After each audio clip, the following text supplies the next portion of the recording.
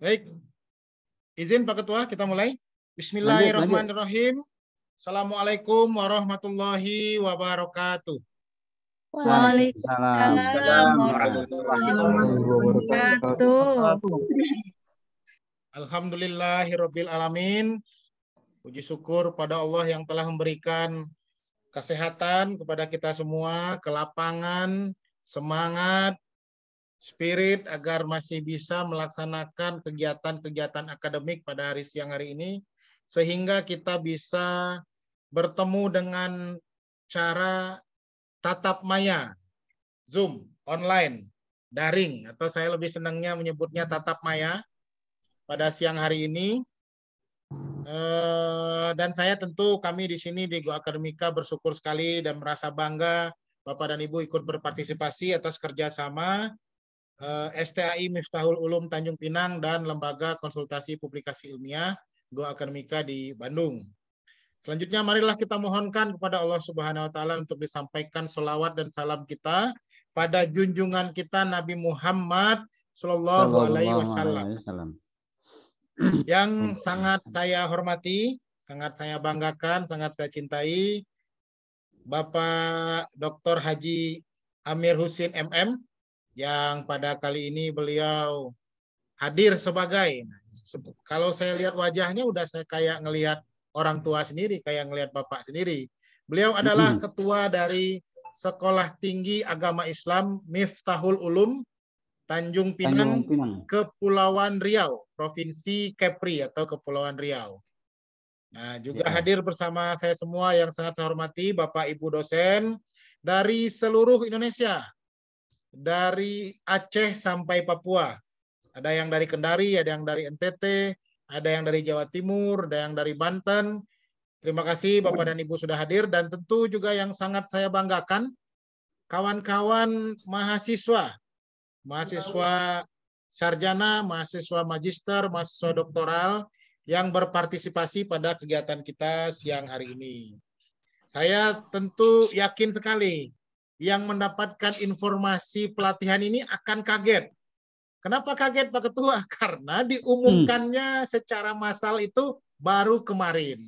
Jadi kalau memang Go Akademika bikin kegiatan, promosinya nggak lama-lama. Biasanya hanya sehari, 2 hari, sebelum kegiatan kami informasikan ke halayak di dunia maya, disampaikan ke jejaring-jejaring kolaborator kita, ke kolega-kolega kita, registrasi, lalu akan dilaksanakan 2 hari kemudian. Jadi tidak dengan perencanaan yang terlalu lama. Tentu saya sebagai pimpinan di Go Akademika mengucapkan banyak rasa terima kasih dan apresiasi kepada khususnya Pak Ketua STAI Miftahul Ulum yang kita sudah dapat melaksanakan kegiatan pada siang hari ini. Kegiatan-kegiatan yang mudahan kegiatan ini dinilai menjadi amal dan ibadah bagi kita sehingga bisa menambah pundi-pundi pahala kita di mata Allah Subhanahu wa taala. Jadi karena ini hari Jumat memang nuansanya nuansa Jumat penuh berkah. Nah, Bapak dan Ibu yang belum pernah bertemu, yang belum pernah kenal dengan saya sendiri, perkenalkan, saya Afid Leonardo, sehari-hari beraktivitas di Universitas Islam Negeri Sunan Gunung Jati Bandung, lalu bersama kawan-kawan yang satu frekuensi mendirikan sebuah lembaga di tahun 2019, sebuah lembaga yang fokus kepada edukasi, fokus kepada pendampingan, fokus kepada konsultasi di bidang publikasi ilmiah dan di bidang karir dosen. Kenapa? Karena di bidang-bidang tersebutlah yang biasanya kampus masih memberikan ruang kosong karena memang perguruan tinggi tidak mampu langsung melaksanakan ke personal-personal pendampingan-pendampingan publikasi ilmiah seperti ini. Tapi saya sangat salut, sangat bangga STAI Miftahul Ulum. Ya kalau didengar namanya tentu Bapak dan Ibu belum pernah, banyak yang belum pernah dengar karena memang jauh di sana, ikut membantu menggerakkan pendidikan di Republik kita ini dari Tanjung Pinang sana, tidak berhenti, tidak merasa kecil, tidak merasa rendah diri, tidak merasa kita jauh di daerah, nggak mungkin kita menjangkau orang seluruh Indonesia. Tapi dengan adanya tatap maya seperti ini, tentu kita bisa memberikan manfaat satu sama lain. Oke, Bapak dan Ibu yang memang berada di Jawa Barat atau Bapak dan Ibu yang hadir hari ini yang ingin melaksanakan kegiatan serupa, saya sampaikan dulu Pak Ketua, nanti takut lupa, boleh kontak saja admin kami. Kami memberikan edukasi-edukasi pelatihan seperti ini secara gratis, tidak ada, kami tidak memungut biaya apapun. Nanti kalau nggak percaya boleh kontak aja Pak Ketua, Pak Dr. Haji Amir. Tidak ada, ini gratis. Kami menyediakan narasumber, menyediakan link Zoom-nya, menyediakan flyer-nya sekalian, lalu kita berkolaborasi, kita umumkan ke layak ramai dan pelatihannya dilaksanakan. Oke Bapak dan Ibu yang berada di Jawa Barat yang mungkin mau bertatap muka, bertemu muka, kami berkantor, alhamdulillah itu di Perumahan Manglayang Regensi, Blok C9 nomor 9. Nah Bapak dan Ibu yang sudah bergabung di grup, tadi admin kami juga menginformasikan bahwa bagi Bapak dan Ibu yang membutuhkan e-sertifikat, ya, bagi yang membutuhkan e-sertifikat boleh kontak admin kami atau boleh juga isi link yang sudah disediakan di grup yang sudah tempat Bapak dan Ibu bergabung. Baik, sedikit pembukaan dari saya. Tentu lebih afdolnya acara ini karena yang akan membuka, kalau saya lihat-lihat nih, kalau di Jawa ini namanya Pak Kiai ini. Kalau di Jawa ini Pak Kiai. Marilah kita dengarkan sambutan sekaligus pembukaan kegiatan pelatihan strategi Jitu meramu ulang karya ilmiah akhir perkuliahan menjadi artikel jurnal yang layak terbit. Waktu dan tempat saya persilakan kepada Dr. Haji Amir Hussein MM selaku Ketua STAI Miftahul Ulum. Mangga Pak Ketua, silahkan. Terima kasih. Bismillahirrahmanirrahim. Assalamualaikum warahmatullahi wabarakatuh. Waalaikumsalam warahmatullahi wabarakatuh. Alhamdulillahirabbil alamin. Wassalatu wassalamu ala asrafil anbiya'i wal mursalin wa ala alihi wa sahbihi rasulillahi ajmain. Puji syukur kita sampaikan kehadirat Allah, di mana pada siang yang berbahagia ini kita yang tanpa diduga-duga alhamdulillah bisa bertatap muka dengan saudara-saudara, sahabat-sahabat, teman-teman semua seprofesi di seluruh Indonesia dari Sabang sampai Merauke. Yang saya juga sebelum saya lanjutkan bicara, saya tadi disampaikan oleh pembawa acara kita, protokol kita, satu daerah dari segi bahasanya. Kalau saya aslinya sebenarnya dari daerah istimewa Aceh. Alhamdulillah. Yang kami hormati Pak Irwandi sebagai narasumber kita pada siang yang berbahagia ini dari akademika yang sudah berbaik hati, yang punya waktu yang banyak, yang mau membagi-bagi ilmu kepada yang membutuhkan. Kita ini memang sudah lama membagi-bagi ilmu, namun di dalam pelaksanaan suasana yang seperti ini jarang kita dapatkan, kita jumpai.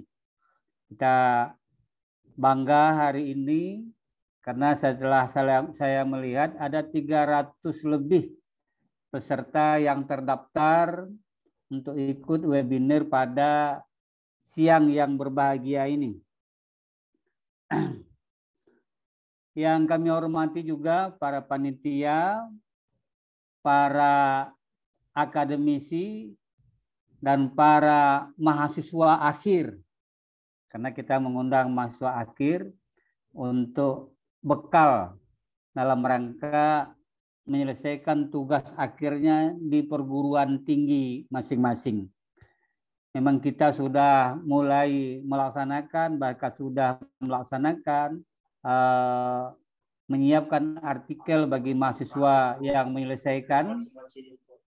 Alhamdulillah, mungkin kita mengharapkan Pak Irwandi nanti dapat memberikan kualitas yang lebih baik dari apa yang kita harapkan untuk generasi yang akan datang ini.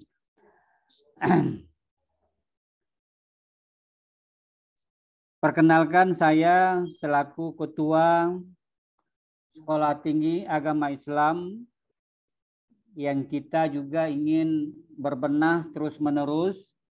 Kita ingin melakukan perubahan-perubahan. Insya Allah kita sedang berjuang untuk mendapatkan status sekolah tinggi ini berubah menjadi institut, dan kita juga punya keinginan untuk menjadikan sekolah tinggi ini menjadi universitas yang menjadi banggaan dari masyarakat Kepulauan Riau. Amin. Kami memiliki sekarang ini baru 4 program studi dan 3 dalam proses.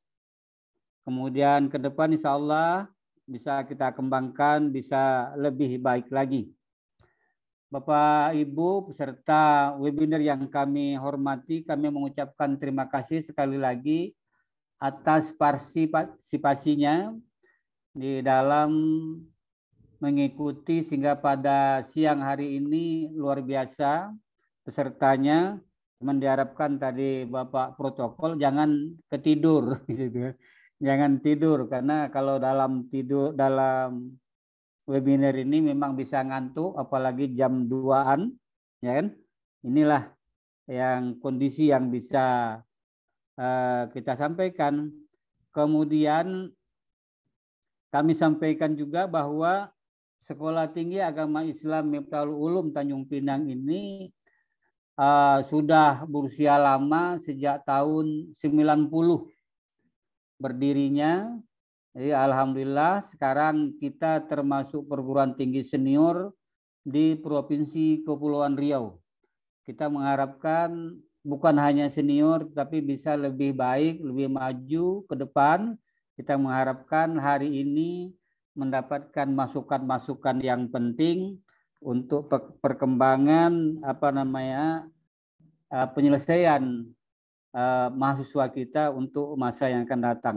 Tapi kadang-kadang bukan hanya mahasiswa, dosen juga dalam membimbing perlu mendapatkan masukan-masukan, karena kadang-kadang nanti hasil mahasiswa itu disetujui saja tanpa ada koreksi yang lebih berarti. Alhamdulillah, LPPM Sekolah Tinggi Agama Islam mencoba menghubungi, mencari koneksi-koneksi sehingga dapatlah kita ketemu pada hari ini dengan tim narasumber dari akademika, sehingga diharapkan nanti kita dapat menghasilkan hal-hal yang terbaik. Semoga strategi Jitu meramu ulang karya ilmiah akhir perkuliahan menjadi artikel jurnal yang layak untuk diterbitkan, sehingga dibaca oleh masyarakat. Barangkali itu yang dapat kami sampaikan. Sekali lagi kami mengucapkan terima kasih. Ini Kepulauan Riau, Pak Irwandi. Kami bacakan sebaik pantun. Ya. Mentari terbit belumlah tinggi. Jalan sendiri menunggu pacar. Assalamualaikum. Selamat pagi dan siang. Ini karena paginya nanti tutup, bukanya harusnya pagi. Ini kita siang. Semoga acara ini berjalan lancar. Barangkali itu, Pak. Terima kasih. Mohon maaf sekali lagi kami mengucapkan terima kasih. Semoga ke depan kita bisa ketemu lagi dan kita bisa melakukan kerjasama yang lebih baik.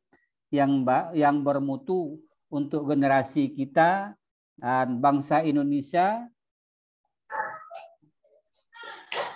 Kemana saja kita bisa berada. Billahi taufiq wal hidayah. Assalamualaikum warahmatullahi wabarakatuh. Terima kasih. Waalaikumsalam warahmatullahi wabarakatuh. Baik, terima kasih Pak Ketua. Ya, insyaallah. Saya takut juga menyambut pantun Pak Ketua. Ini barangkali Pak Irwandi nanti yang akan menyebut pantunnya. Baik Bapak dan Ibu, terima kasih yang sudah bergabung. Bapak dan Ibu yang baru bergabung, itu belum terlambat. Karena kita baru sesi sambutan dari Pak Dr. Haji Amir Husin MM, Ketua STI Miftahul Ulum. Kita akan masuki sesi penyampaian materi. Nah, biasanya kalau lagi nyampein materi ini nanti banyak nyeletuk-nyeletuk, banyak yang mau nanya. Nah, agar lebih tertibnya acara kita, tolong ditahan dulu pertanyaan dari Bapak dan Ibu. Nanti kita ada sesi 30 menit untuk tanya jawab. Silahkan pertanyaannya diarahkan saja ke saya sebagai host pada hari ini, sekaligus sebagai moderator, atau ditinggalkan saja pertanyaannya di room chat.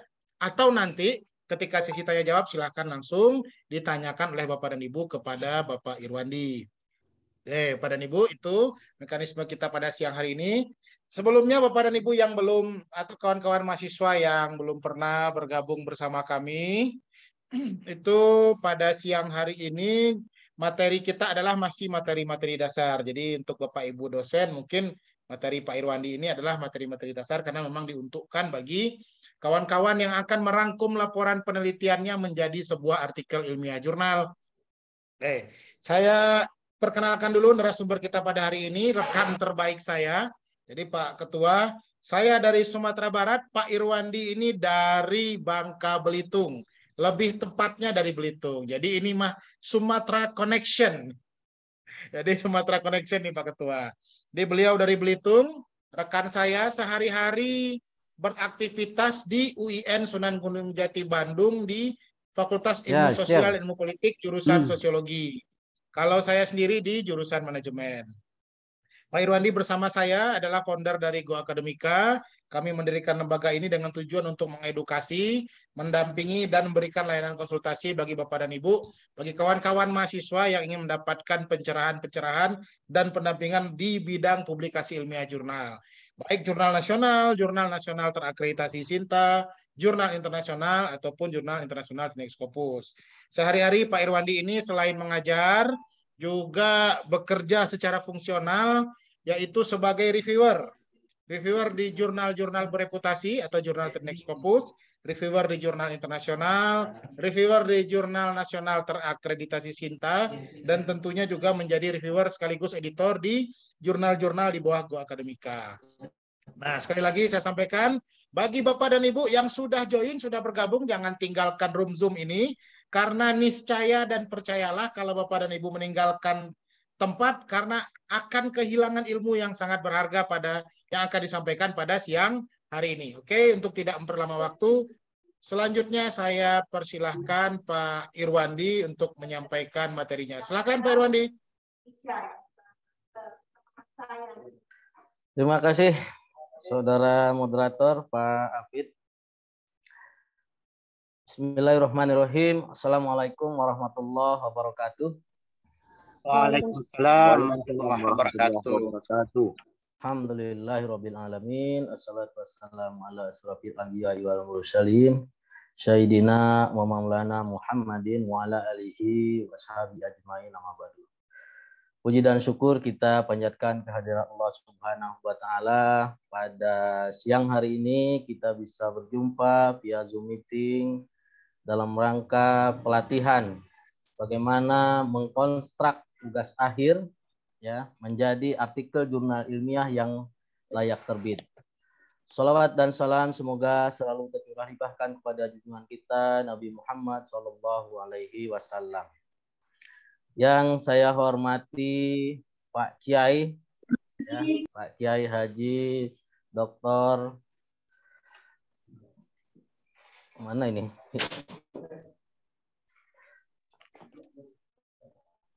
Pak Haji Amir Husin, ya, sudah tidak terlihat di layar saya barusan. Dan juga para dosen, para mahasiswa, rekan-rekan yang hadir pada Zoom meeting pada siang hari ini. Sebetulnya materi yang akan saya sampaikan, sharing materi pada siang hari ini adalah materi yang masih sangat dasar sekali sebetulnya. Jadi Bapak dan Ibu, kalau misalnya kok materinya masih dasar, ya memang dasar karena tadinya kita peruntukkan bagi mahasiswa untuk bagaimana mengkonstruk artikel dari skripsi menjadi artikel jurnal ilmiah yang layak terbit. Nah, sebagaimana yang kita ketahui bahwa akhir-akhir ini sudah ada kebijakan bahwa mahasiswa, termasuk juga kami di FISIP UIN Bandung itu sudah bisa memilih tugas akhir dan juga bisa juga memilih membuat artikel ilmiah jurnal yang disubmit ke jurnal dengan level tertentu.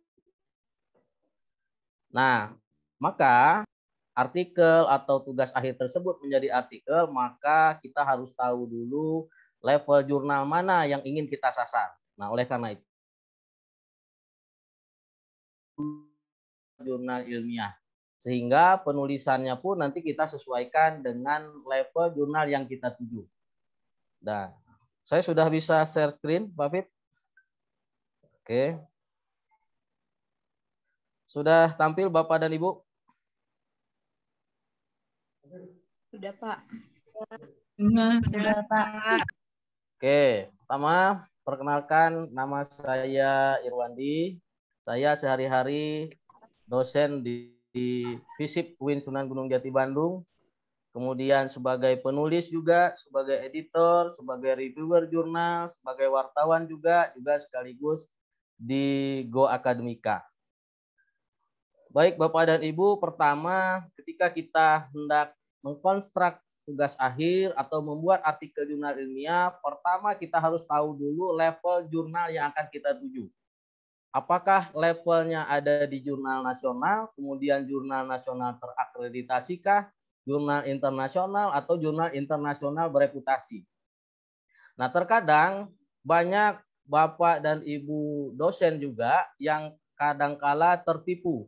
Ya, tertipunya begini, ketika ada nama jurnal internasional, jurnal of apa misalnya, itu sudah kita anggap sebagai jurnal internasional. Nah, jadi nama itu Bapak dan Ibu kadang-kala belum tentu mencerminkan level jurnalnya. Jadi ada beberapa syarat yang harus kita lihat jurnal tersebut masuknya kategori yang mana. Nah, pertama level yang paling rendah tentu adalah jurnal nasional. Nah, jurnal nasional ini syarat pertamanya adalah tentu sudah memiliki ISSN. Kemudian editor dan reviewernya dari berbagai kampus. Kemudian penulisnya juga dari berbagai kampus. Nah, setelah jurnal nasional itu dikelola selama 2 tahun, barulah jurnal nasional itu masuk ke dalam tahap jurnal yang bisa diakreditasi secara nasional. Nah, akreditasinya yang sering kita sebut dengan akreditasi SINTA. Biasanya dari SINTA 6 sampai dengan SINTA 1. SINTA 1 itu yang paling tinggi, kemudian SINTA 2, SINTA 3, SINTA 4, SINTA 5, dan SINTA 6. Nah, kemudian nanti ada jurnal internasional. Jadi namanya jurnal internasional itu belum tentu mencerminkan dia internasional. Jadi harus kita lihat, walaupun namanya tidak ada embel-embel internasional, tapi kalau misalnya editor, reviewer, penulisnya dari berbagai negara, dan juga dari berbagai benua, lalu dia menggunakan 7 bahasa PBB, nah itu masuk kategori jurnal internasional. Nah, seringkali ketika jurnal itu berbahasa Inggris sudah kita sebut sebagai jurnal internasional, padahal ada syarat-syarat lainnya. Kemudian level yang tertinggi yaitu jurnal internasional bereputasi. Itu apa yang kita kenal dengan hari ini adalah Perindeks, Scopus, dan Web of Science. Nah, itu sekilas tentang pengenalan level-level jurnal. Oleh karena itu, ketika kita ingin membuat suatu artikel, maka kita perlu tahu kita sasarannya di mana. Sasarannya di mana? Terkait dengan apa? Nanti juga terkait dengan referensi-referensi yang kita gunakan di dalam membuat artikel ilmiah. Jadi semakin rendah level jurnalnya juga semakin rendah juga level referensinya. Semakin tinggi level jurnalnya, maka referensinya juga semakin banyak dan juga level referensinya juga harus tinggi sesuai dengan target jurnal yang kita tuju. Nah, untuk mahasiswa mungkin paling tinggi di jurnal nasional terakreditasi Sinta 5, Sinta 6, Sinta 4 biasanya begitu. Atau bahkan jurnal nasional yang biasa yang belum akreditasi. Oke, pertama, apa yang harus diperhatikan ketika kita menyiapkan artikel ilmiah? Pertama, tentu ketika kita hendak mengkonstruk suatu artikel, baik membuat dari nol atau mengkonstruk dari tugas akhir, skripsi, tesis, disertasi, pertama kita harus mencari dulu jurnal mana yang kita tuju. Kemudian kita cari gaya selingkungnya bagaimana. Ya, petunjuk penulisannya bagaimana, atau kalau dalam bahasa jurnal disebut author guideline. Dan kalau bisa kita memperoleh template penulisannya, sehingga ketika kita mengkonstruknya sudah mematuhi aturan-aturan yang ditetapkan oleh jurnal yang kita tuju. Nah, yang kedua, tentu sangat berbeda dengan artikel jurnal ilmiah, maka biasanya literatur atau sementara di dalam penulisan artikel jurnal ilmiah, 80% referensi artikel itu haruslah bersumber dari artikel ilmiah lagi. Jadi kalau misalnya di skripsi terlalu banyak buku, ketika kita mengkonstruknya tentu harus kita ubah referensi tersebut ke dalam bentuk jurnal ilmiah. 80% artikel itu harus bersumber referensinya dari artikel jurnal ilmiah lagi. Nah, kemudian yang selanjutnya apa? Ada yang disebut dengan novelty. Di mana kebaruannya? Nah, biasanya dituntut editor atau reviewer itu menuntut adanya suatu kebaruan dari suatu penelitian, dari suatu artikel yang disubmit ke jurnal. Kemudian kita juga perlu membuat catatan detail tentang sumber yang akan kita gunakan dalam penulisan. Jadi kita kumpulkan referensi-referensi berkualitas. Karena apa? Karena skripsi, tesis, dan disertasi itu referensinya harus kita upgrade menyesuaikan dengan jurnal yang kita tuju. Kemudian harus diperhatikan juga gaya penulisan dan referensi standar sesuai dengan yang diminta oleh jurnal. Apakah misalnya menggunakan model Harvard, kemudian Chicago, atau APA, atau yang lain. Ya, jadi penulisan referensinya juga harus nanti konsisten, tidak boleh dicampur-campur. Kalau misalnya jurnal meminta format APA, maka kita harus mengikuti format APA sesuai dengan yang diperintahkan oleh jurnal. Nah, kemudian ada beberapa jurnal yang mensyaratkan menggunakan reference manager. Misalnya yang paling sering kita dengar adalah Mendeley atau Zotero, atau juga EndNote yang lainnya. Tapi ada juga beberapa jurnal yang memang belum mensyaratkan menggunakan reference manager. Tetapi tidak ada salahnya kita sekalipun tidak diwajibkan oleh pengelola jurnal, kita juga menggunakan reference manager. Ya. Kemudian di dalam penulisannya kita harus membuat pernyataan jelas. Apakah akan menyalin langsung, mengutip, paraphrasing, atau juga meringkas. Jadi Bapak dan Ibu, perlu dihindari di dalam penulisan artikel ilmiah jurnal itu pengutipan-pengutipan yang langsung. Karena saya baca di berbagai skripsi, tesis, disertasi, kebanyakan penulisannya menggunakan pengutipan langsung, misalnya definisi. Definisi dikutip dari 5 sumber dengan menggunakan kutipan yang langsung. Nah, di dalam penulisan artikel jurnal ilmiah, hal ini tidak boleh dilakukan. Kenapa? Karena di dalam artikel jurnal ilmiah itu similarity-nya tidak boleh lebih dari 20%. Jadi harus 20% ke bawah. Cara mensiasatinya gimana? Ya, pertama dengan kita melakukan pengutipan yang tidak langsung, kemudian kita juga menulis harus dengan menggunakan parafrase yang baik. Kalau budaya menulis skripsi, tesis, dan disertasi kita terapkan dalam menulis artikel jurnal ilmiah, tentu tidak akan pernah publish artikel tersebut. Kenapa? Karena tidak lolos similarity. Karena jurnal itu mensyaratkan similarity harus di bawah 20%. Nah, oleh karena itu, budaya menulis artikel ilmiah jurnal berbeda sekali dengan budaya menulis menulis skripsi, tesis, dan disertasi.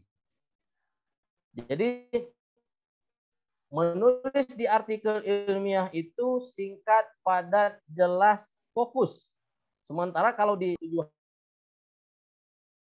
dalam artikel ilmiah paling 2 halaman paling banyak, itu pun sudah banyak. Ya.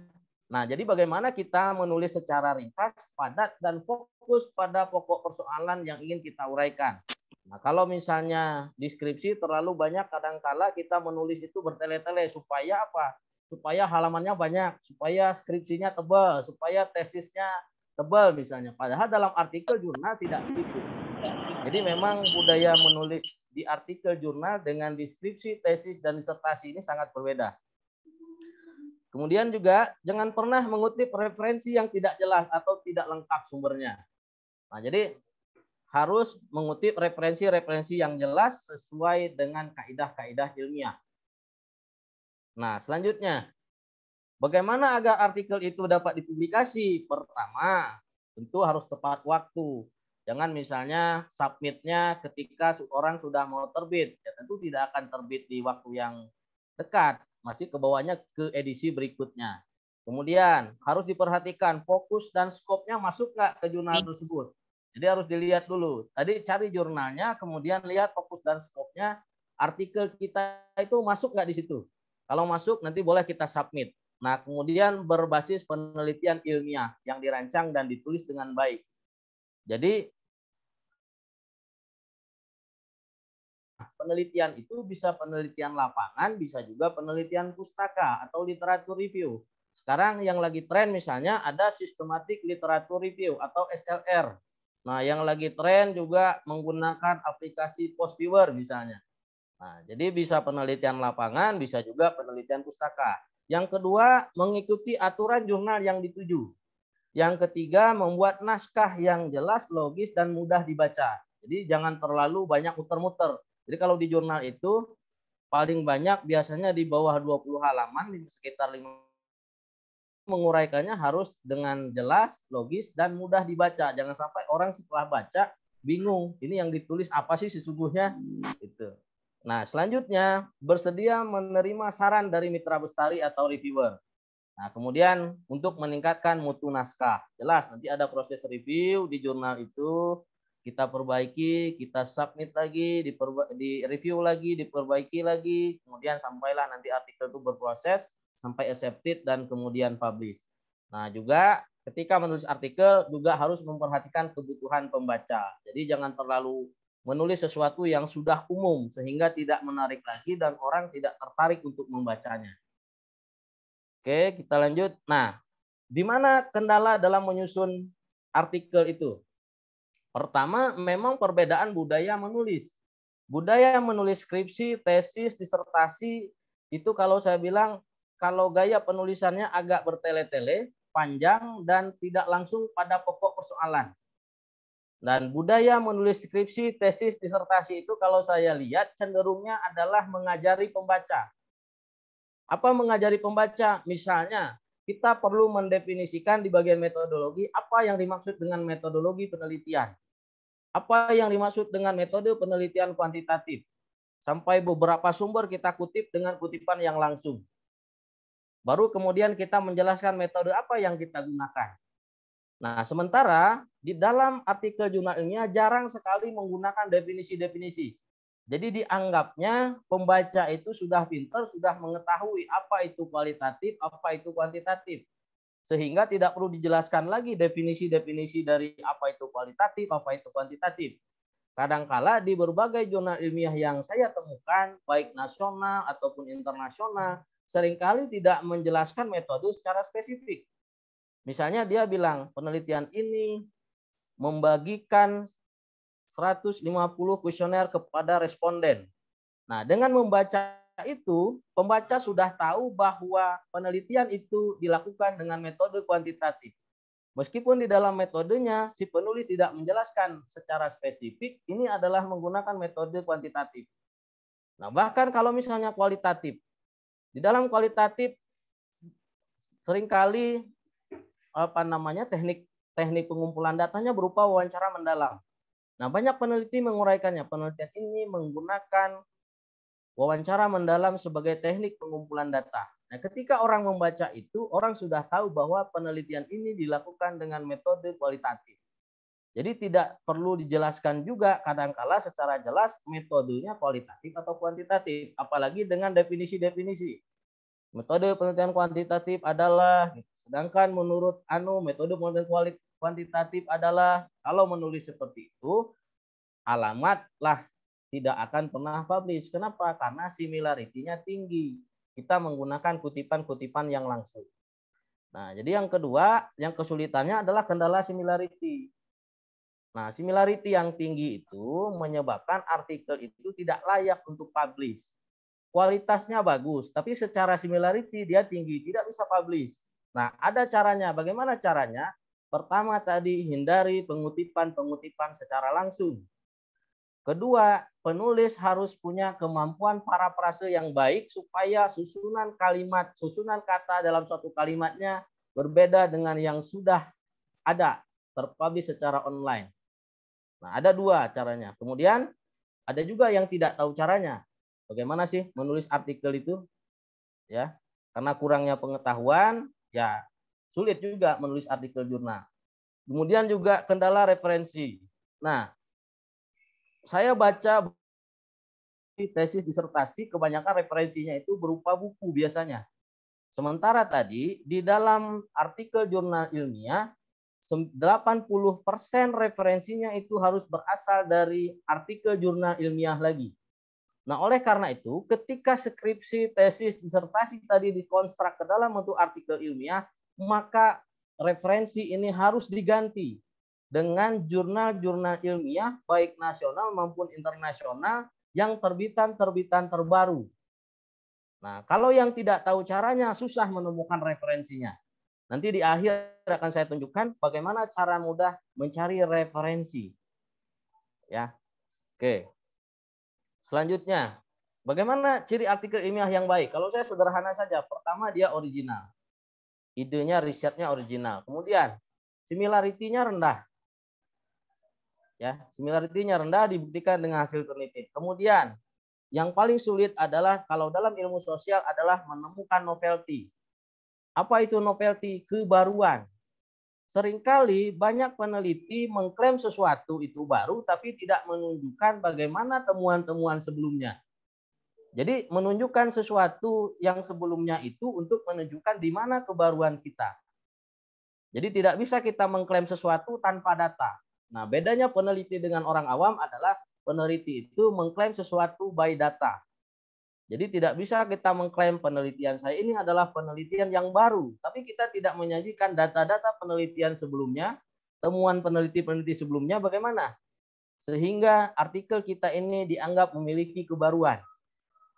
Nah, kemudian karena dia memiliki novelty, maka tentu punya signifikansi untuk pengembangan keilmuan. Nah, untuk pemula, ada dua hal yang perlu diperhatikan. Pertama, artikelnya jadi dulu, kemudian similarity-nya rendah. Urusan novelty tidak usah dipikirkan terlebih dahulu. Karena itu urusannya jam terbang. Jadi pertama, artikelnya jadi, kemudian similarity-nya rendah. Nah, kalau memenuhi dua kriteria itu, insya Allah artikelnya bisa publish di jurnal nasional yang belum akreditasi. Jadi, kalau kualitas artikel itu sifatnya adalah relatif kualitasnya. Tapi kalau misalnya similarity-nya tinggi, itu mutlak tidak bisa diperdebatkan. Jadi harus diturunkan similarity-nya. Jadi gaya menulis kita harus dirubah dari mengutip secara langsung menjadi mengutip tidak langsung. Juga harus punya kemampuan parafrase yang baik sehingga artikel ini nanti lolos similarity sehingga layak untuk terbit di jurnal yang levelnya paling bawah. Ketika sudah terbit, nah itu kemudian tinggal berlatih lagi menulis untuk jurnal yang level berikutnya. Itu persoalan jam terbang. Tidak ada Bapak dan Ibu, adik-adik sekalian, mahasiswa yang orang itu menulis langsung bagus, itu tidak ada. Jadi semuanya persoalan jam terbang. Yang pertama adalah bagaimana bisa dulu artikel itu tersusun jadi satu artikel, kemudian layak untuk disubmit ke jurnal. yang dituju. Itu dulu pertama. Nah, ini contoh similarity. Ada 2, itu ada 42%, ada yang sebelahnya 12%. Jadi yang bagus yang mana? Yang bagus adalah yang 12%. Tetapi tidak melulu kita lihat jumlah totalnya 42%, tapi kita perlu lihat sebaran per referensinya ini kita ngutipnya berapa persen. Misalnya 4%. Nah, kita lihat aturan di jurnal. Aturan di jurnal itu mensyaratkan maksimal satu sumber itu 3%. Jadi kalau misalnya 4%, itu harus kita parafrase lagi kalimatnya. Susunan katanya, sehingga dia bisa turun. Jadi jurnal ilmiah itu punya aturan yang rigid, ya. Jadi dia harus di bawah 20% secara keseluruhan, similarity-nya. Per sumber juga tidak boleh lebih dari 3%. Kalau ada yang lebih dari 3%, harus kita turunkan. Ya, harus kita turunkan supaya apa? Supaya secara total dia tidak besar, kemudian secara sebaran juga kecil, maksimal 3%. Nah, jadi jurnal ilmiah itu mensyaratkan similarity-nya di bawah 20%.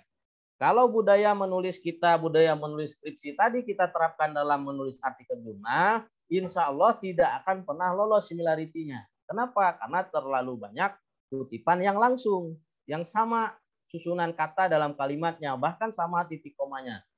Nah, jadi ketika menulis artikel ilmiah, haruslah diubah gaya menulisnya dari mengutip secara langsung menjadi kutipan tidak langsung. Juga harus punya kemampuan parafrase yang baik. Itu adalah modal. Nah, jadi tipsnya agar similarity-nya rendah, yaitu tadi sudah saya jelaskan bahwa pengutipannya gunakan kutipan yang tidak langsung. Kemudian lakukan parafrase terhadap kalimat.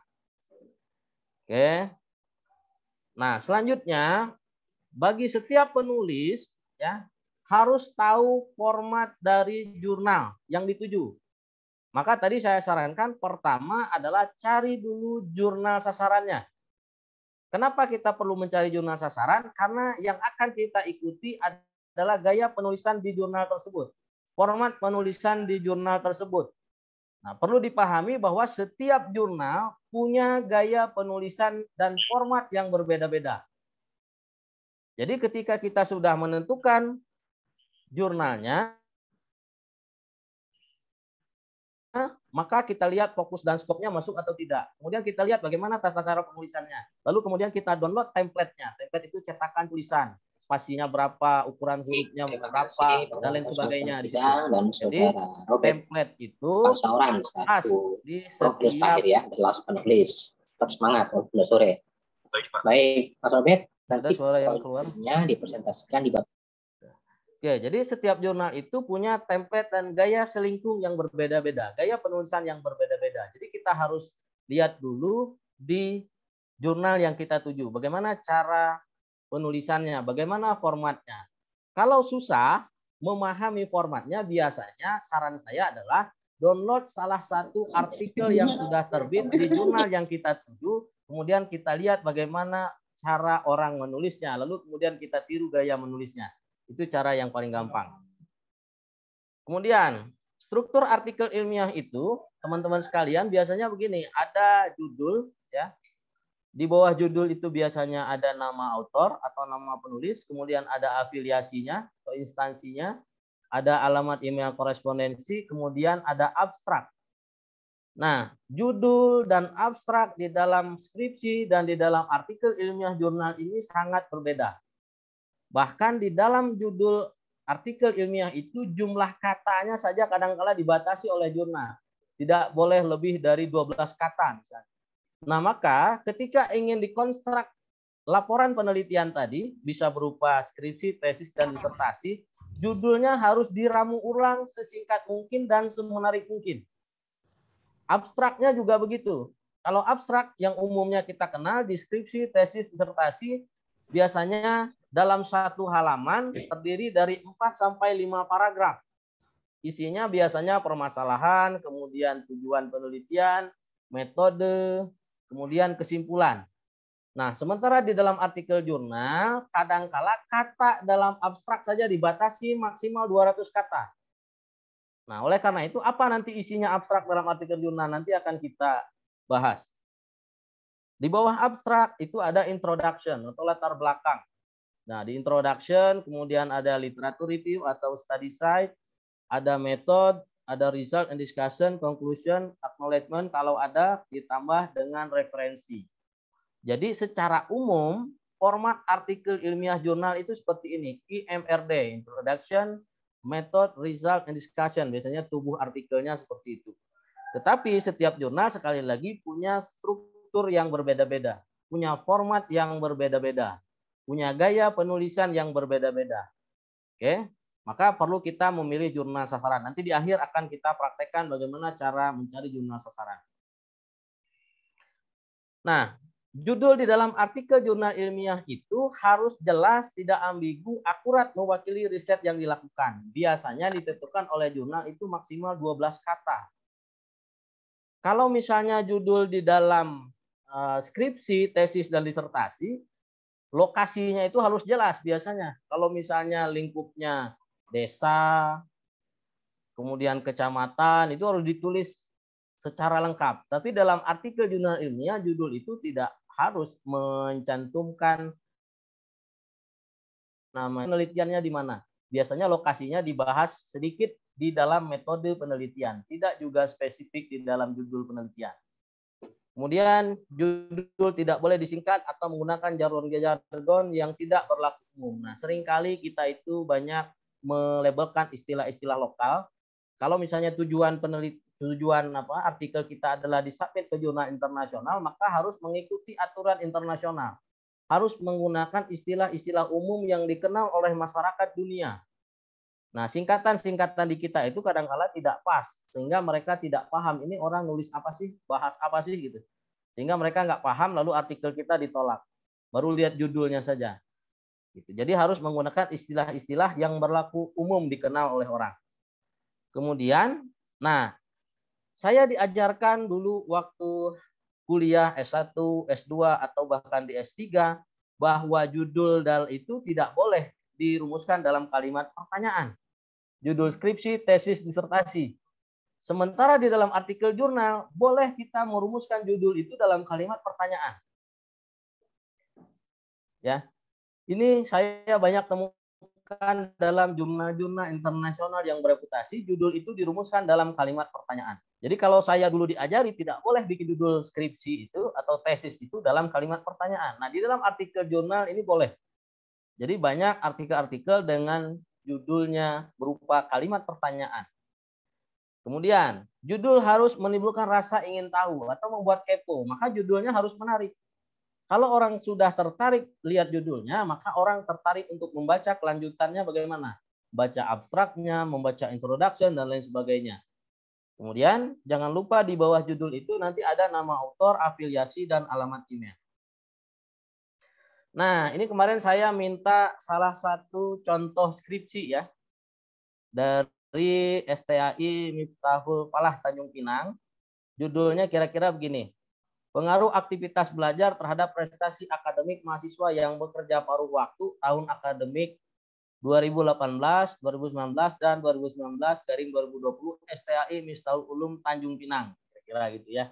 Ini adalah judul skripsi. Nah, di dalam artikel jurnal ilmiah, artikel ini kan, judul artikel kan dibatasi. Harus singkat, padat, jelas, dan menarik. Nah, maka ada beberapa contoh rumusan judul yang bisa kita ubah tanpa merubah substansi ya. Jadi kalau kita gunakan judul ini ya tetap masuk substansinya. Contoh misalnya pertama, bekerja dan kuliah. Titik 2, bagaimana pengaruh aktivitas belajar terhadap prestasi akademik mahasiswa pekerja part-time misalnya, dalam tanda tanya. Ini contoh. Atau judul yang kedua, aktivitas belajar mahasiswa bekerja part-time dan pengaruhnya terhadap prestasi akademik. Dia lebih singkat. Atau yang ketiga, bekerja part-time selama kuliah. Titik 2, menguji bagaimana pengaruh aktivitas belajar terhadap prestasi akademik mahasiswa. Nah, jadi judulnya harus kita rumuskan ulang. Dari tugas akhir itu, skripsi, tesis, disertasi, menjadi judul yang singkat, padat, jelas, dan menarik. Ya. Nah, biasanya yang agak susah digulak-gilek itu judulnya adalah penelitian kuantitatif karena menyangkut variabel. Variabelnya banyak, lalu bagaimana cara merumuskannya? Nah, tinggal kita ramu ulang. Misalnya apakah dia dalam analisis faktor atau analisis apa. Sehingga tidak perlu semua variabelnya itu kita rumuskan ke dalam judul sehingga judulnya menjadi panjang dan tidak jelas. Nah, ini adalah salah satu contoh ya. Contoh bagaimana merumuskan judul artikel ilmiah. Oke. Kemudian setelah itu abstrak. Nah, abstrak di dalam skripsi, tesis, dan disertasi sangat berbeda dengan abstrak di dalam artikel jurnal ilmiah. Artikel jurnal ilmiah itu biasanya dibatasi oleh kata. Maksimum 200 kata. Kalau misalnya kita kelebihan 250 kata, oleh editornya nanti dikembalikan. Disuruh konstruk lagi menjadi 200 kata. Nah, lalu apa isinya? Kalau di dalam artikel jurnal ilmiah, pertama isinya adalah tujuan penelitian biasanya. Kedua, metode. Ketiga, temuan penelitian atau kesimpulan temuannya apa. Biasanya hanya berisi 3 itu di dalam abstrak artikel ilmiah jurnal. Dan biasanya dibuat dalam 1 paragraf. Kalau dalam skripsi bisa 4-5 paragraf, tetapi di dalam artikel jurnal ilmiah hanya 1 paragraf saja, maksimalnya biasanya 200 kata. Nah, kemudian tidak ada singkatan, kutipan, tabel, atau gambar di dalam abstrak. Lalu kalau misalnya jurnal yang kita tuju adalah jurnal nasional, biasanya abstraknya dibuat ke dalam 2 bahasa, yaitu ya, itu terkait dengan abstrak. Lalu nanti di bawah abstrak ada kata kunci. Ya. Nah, ini contoh abstrak yang skripsi yang saya minta kemarin, ya. Ini terdiri dari 4 paragraf, ya, panjang. Ini kalau di skripsi betulnya ya begini gitu.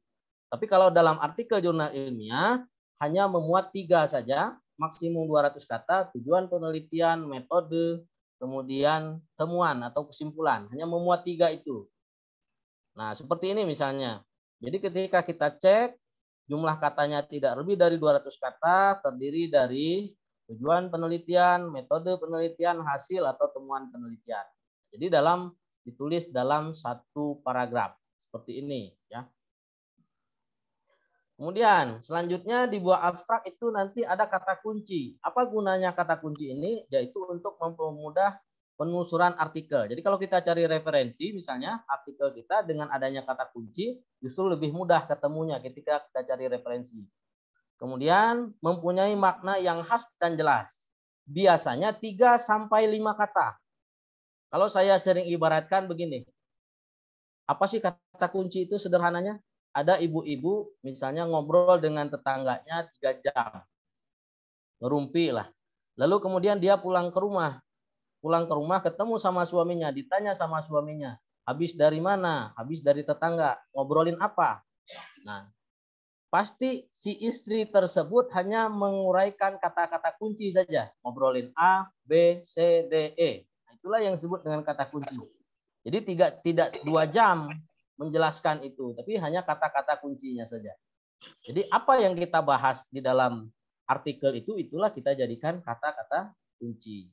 Nah, sebaiknya mengacu pada thesaurus atau kumpulan istilah dalam bidang tertentu. Nah, selanjutnya ada introduction. Apa isinya? Di introduction ini latar belakang atau rasional penelitian, uraian permasalahan yang diteliti. Kemudian juga status ilmiah harus disertai dengan sumber acuan. Artinya, kalau pendapat itu adalah pendapat pribadi peneliti, maka tidak perlu dikasih referensi, dikasih sumber acuan. Tapi kalau misalnya uraian itu kita kutip dari sumber ilmiah yang lain, sekalipun itu adalah artikel ilmiah kita sendiri, sebelumnya yang sudah terbit, maka wajib kita cantumkan referensinya.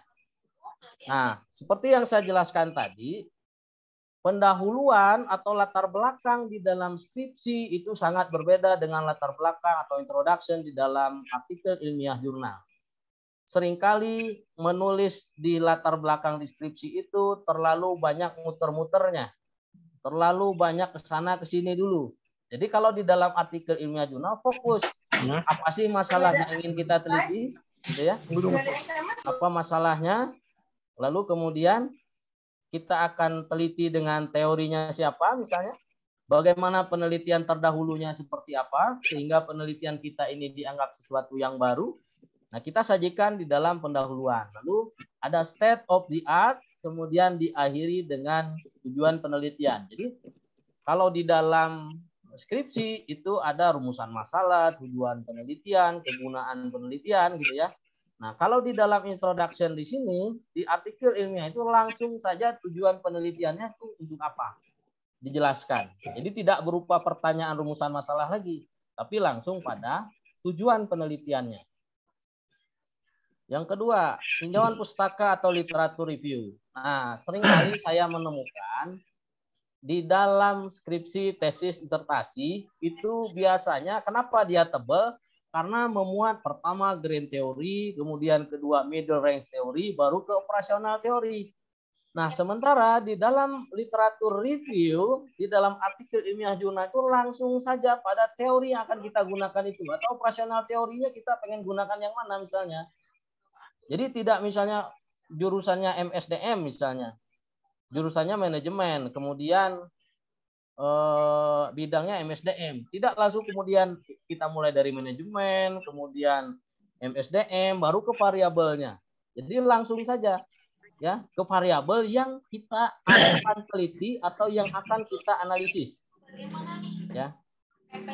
Ada suara keluar.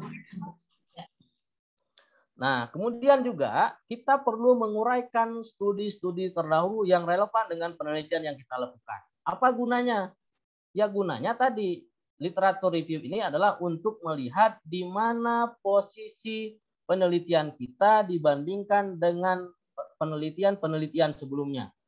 Sehingga penelitian kita ini dianggap memiliki sesuatu yang baru dibandingkan dengan temuan-temuan sebelumnya. Nah, tidak bisa kita mengklaim penelitian kita baru tanpa kita menunjukkan referensi-referensi yang lamanya seperti apa. Jadi dalam penulisan artikel jurnal ilmiah, referensi ini sangat penting sekali. Bahkan saya membaca artikel ilmiah jurnal 15 halaman, kadang-kala referensinya di atas 40, 50. Ya, 50 artikel misalnya. Jadi memang betapa pentingnya kekuatan referensi ini di dalam suatu artikel ilmiah jurnal. Maka tadi 80% literatur dari artikel ilmiah jurnal adalah berasal dari artikel ilmiah jurnal lagi. Lalu ada bagian metode atau metode ya. Nah, ini adalah uraian terperinci tentang prosedur penelitian. Jadi di dalam artikel jurnal ilmiah tidak perlu kita definisikan. Metodologi penelitian menurut Sugiono adalah cara ilmiah untuk mendapatkan data dengan kegunaan tertentu misalnya. Sementara menurut Arikunto metodologi penelitian adalah tidak perlu seperti itu. Jadi kita teknis saja. Kita dalam penelitian ini akan menggunakan metode apa? Gitu. Kemudian cantumkan referensinya. Kenapa kita menggunakan metode itu? Ya. Lalu data dan sumber datanya dari mana kalau dia kualitatif misalnya. Lalu populasi dan teknik samplingnya bagaimana? Bagaimana data itu dikumpulkan? Bagaimana data itu dianalisis? Ini yang penting. Sehingga biasanya bagian metode itu hanya terdiri dari beberapa paragraf. Kadang-kala ada yang 1 paragraf, ada yang 2 paragraf, paling banyak 3 paragraf. Jadi tidak perlu panjang-panjang seperti kita menguraikan di metodologi penelitian deskripsi. Jadi dia kalau di artikel jurnal ilmiah itu singkat, padat, jelas. Langsung pada pokok persoalan. Metode apa yang digunakan? Data dan sumber datanya siapa? Ya. Penarikan sampelnya bagaimana? Teknik pengumpulan data yang digunakan bagaimana? Analisis datanya bagaimana? Itu ya. Ada suara keluar lagi?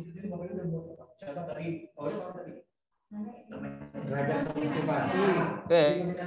Selanjutnya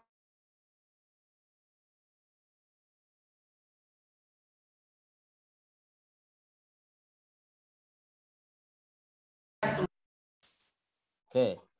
Jadi ada hasil, ada pembahasan. Jadi berbeda antara hasil dan pembahasan. Nah, apa itu? Di hasil itu adalah kita sajikan hasil penelitian lapangan, data-data lapangan. Bagaimana cara menyajikannya? Disajikan bersistem sesuai dengan tujuan penelitian. Kalau misalnya tujuan penelitiannya ada 2, maka poin di hasil dan pembahasan ini akan ada 2. dua juga. Nah, tidak perlu gambaran objek penelitiannya, tidak perlu kita cantumkan di situ. Langsung saja pada tujuan penelitian. Ya, tujuan penelitiannya dua, berarti isinya juga dua untuk menjawab tujuan penelitian itu. Nah, kemudian biasanya diperjelas dengan ilustrasi.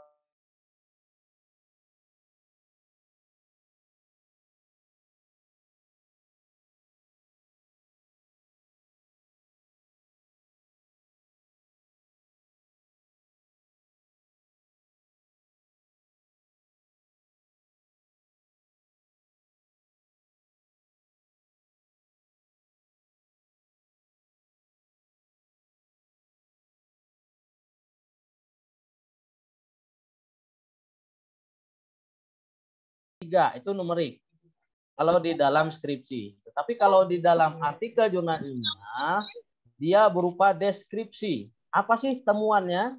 Ya, temuan penelitiannya apa? Nah, itu kesimpulannya.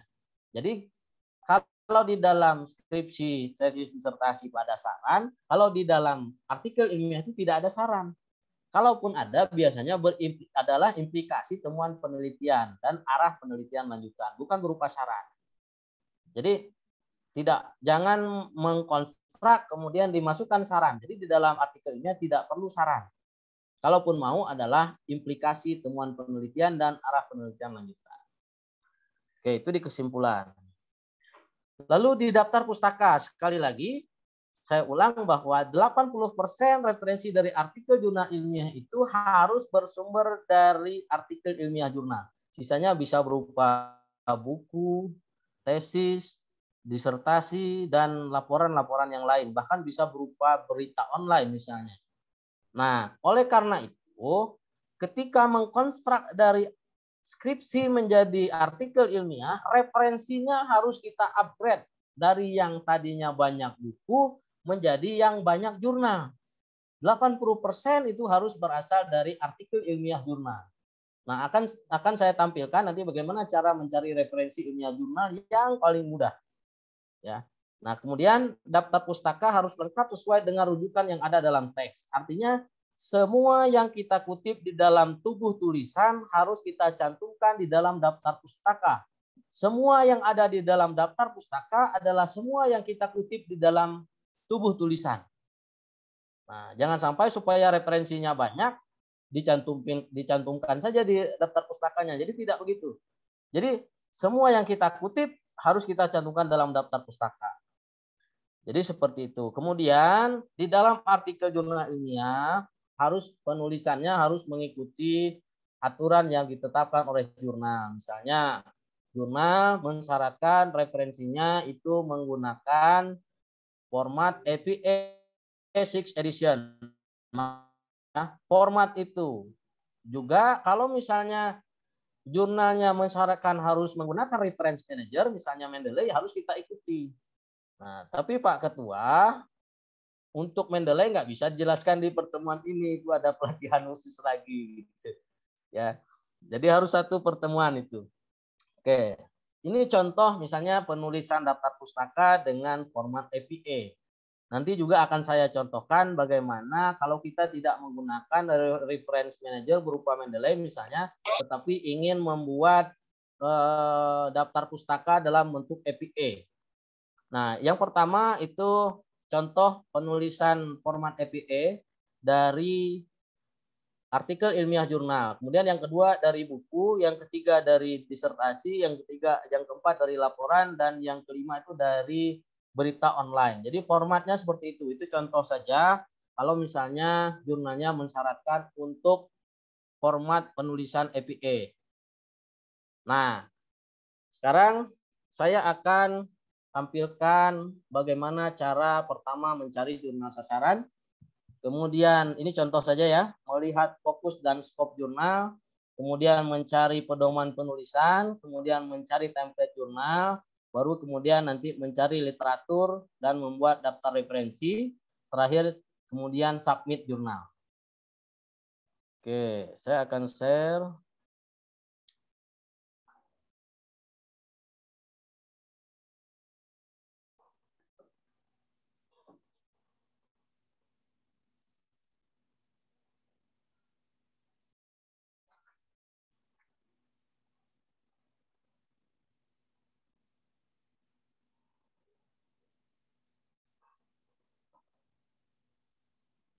Oke, sudah tampil Bapak dan Ibu? Oke, misalnya kita akan lihat jurnal ini, jurnal akselerasi. Nah, pertama kita sudah dapat jurnal sasaran, misalnya kita akan mensubmit artikel di jurnal akselerasi ini. Pertama kita akan cari fokus dan scope dari jurnal ini. Kita tinggal lihat di about. Kemudian di sini ada fokus dan scope. Jadi kita bisa lihat. Jadi jurnal ini itu menerima artikel apa saja. Misalnya, tuh kalau kita baca multidisiplin jurnal.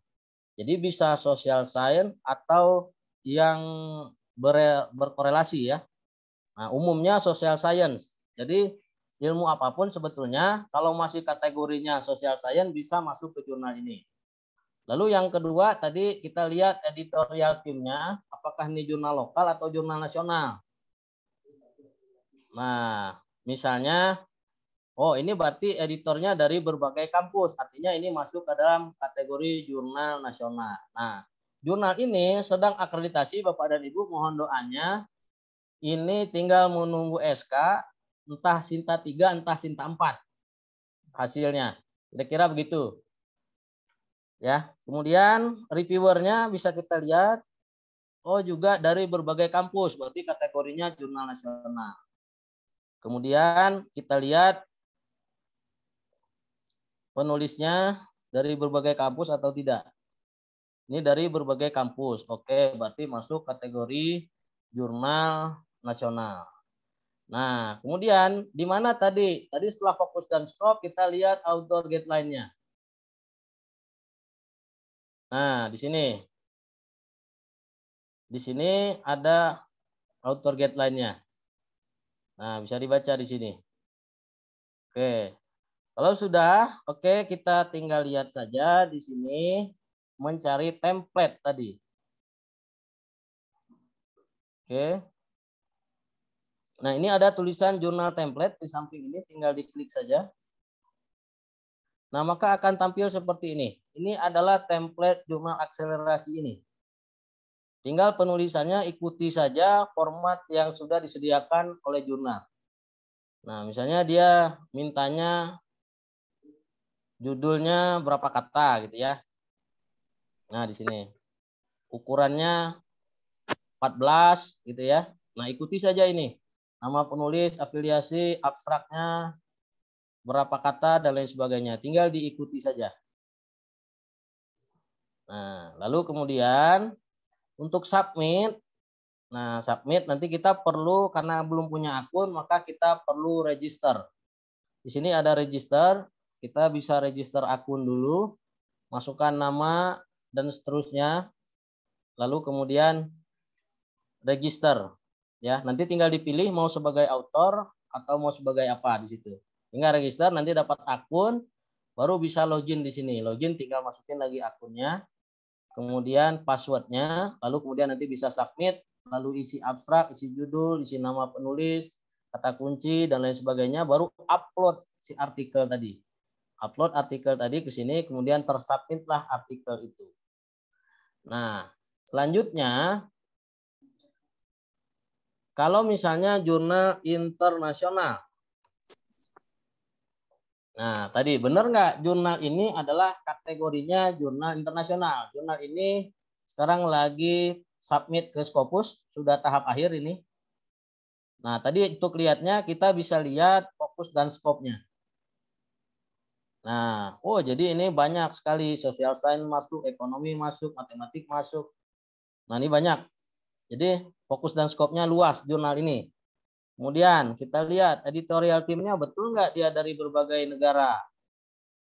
Tuh, dari Singapura, dari Vietnam, dari USA, dari Netherlands, dari Brazil, dari Indonesia, dari Taiwan.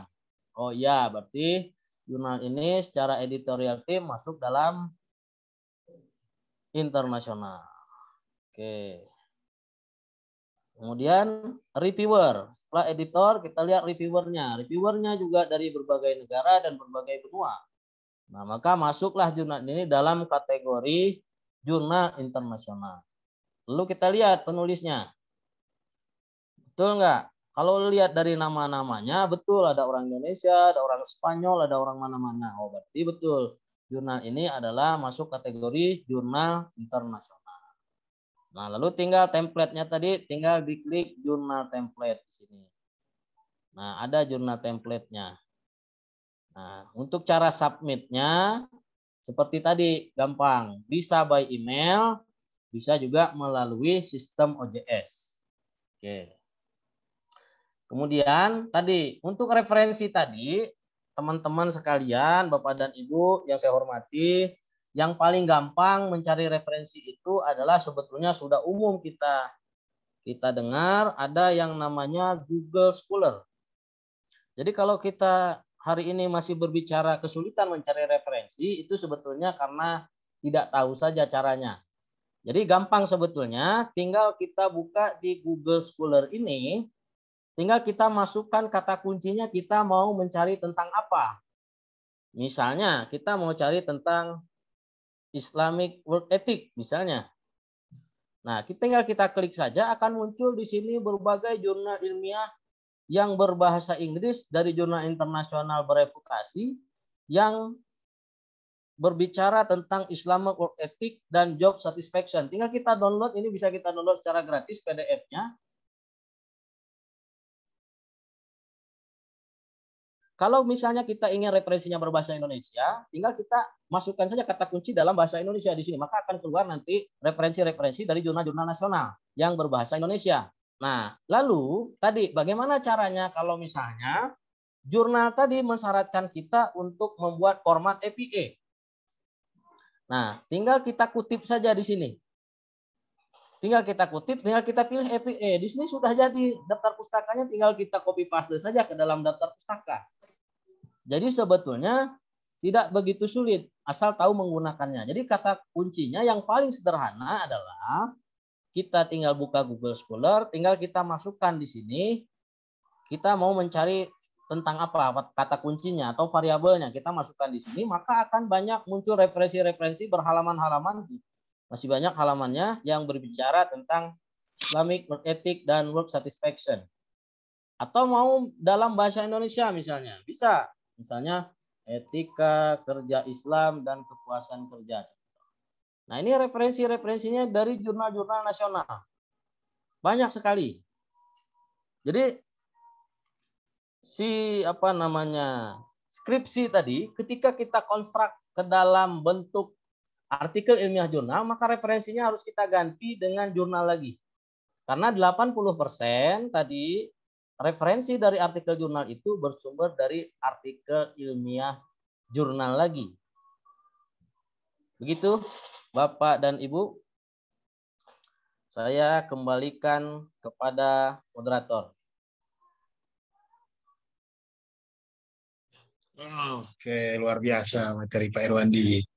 Oke, Bapak dan Ibu, terima kasih sudah menyimak. Terima kasih materi yang luar biasa dari Pak Irwandi, rekan terbaik saya. Oke, sekarang sudah 3.15. Saya tidak akan menambah-nambah informasi dari Pak Irwandi, tidak akan menyimpulkan. Pak Irwandi, Pak Ketua, Pak Dr. Haji Amir Husin. Saya tadi menatap Pak Ketua ini serius sekali. Sekali-sekali saya lihat layarnya difoto, sekali-sekali saya lihat layarnya difoto oleh Pak Ketua. Oke, terima kasih Bapak dan Ibu yang masih bertahan. Tapi bukan bertahan ini Pak Ketua, yang hadir malah tambah banyak. Sekarang udah 180-an, tadi ketika kita mulai 160-an. Nah, Bapak dan Ibu yang saya hormati, mohon bersabar dulu. Kita akan masuk kepada sesi tanya jawab. Tentu saya akan mengutamakan yang bertanya di room chat dulu, karena kan kita dari room chat dulu. Oke, Pak Irwandi. Ini ada pertanyaan dari Bapak dengan nama akun, ini kayaknya Reski Putra Utama. Dari Pak Reski Putra Utama, pertanyaannya adalah bagaimana cara melakukan kutipan tidak langsung? Sepertinya nih mahasiswa, Pak Irwandi. Silakan Pak Irwandi. Oke, baik. Pertanyaannya bagaimana cara mengutip tidak langsung gitu ya. Nah, sederhananya begini. Kalau kita mengutip secara langsung itu sama dengan sumbernya, artinya susunan kata dalam satu kalimatnya sama. Sementara di dalam kutipan yang tidak langsung itu biasanya kita pahami definisinya, lalu kemudian kita definisikan definisi itu secara ulang dengan menggunakan bahasa kita yang paling sederhana. Nah, caranya seperti itu. Jadi di dalam artikel ilmiah jurnal yang sering saya baca adalah kadang-kala di definisi itu dia mencantumkan sumbernya sampai 5. Ya. Jadi ada misalnya definisi tentang suatu variabel, dia mengutip 5 ahli misalnya atau 5 sumber. Nah, dari 5 definisi itu tentang variabel yang sama tentu memiliki benang merah. Nah, dari benang merah itulah kemudian si penulis tadi membuat definisinya sendiri dengan merujuk pada benang merah dari definisi-definisi yang sudah dikemukakan oleh ahli tersebut. Nah, dia uraikan dengan bahasanya sendiri, kemudian dia cantumkan sumbernya misalnya yang dikutip 5 sumber.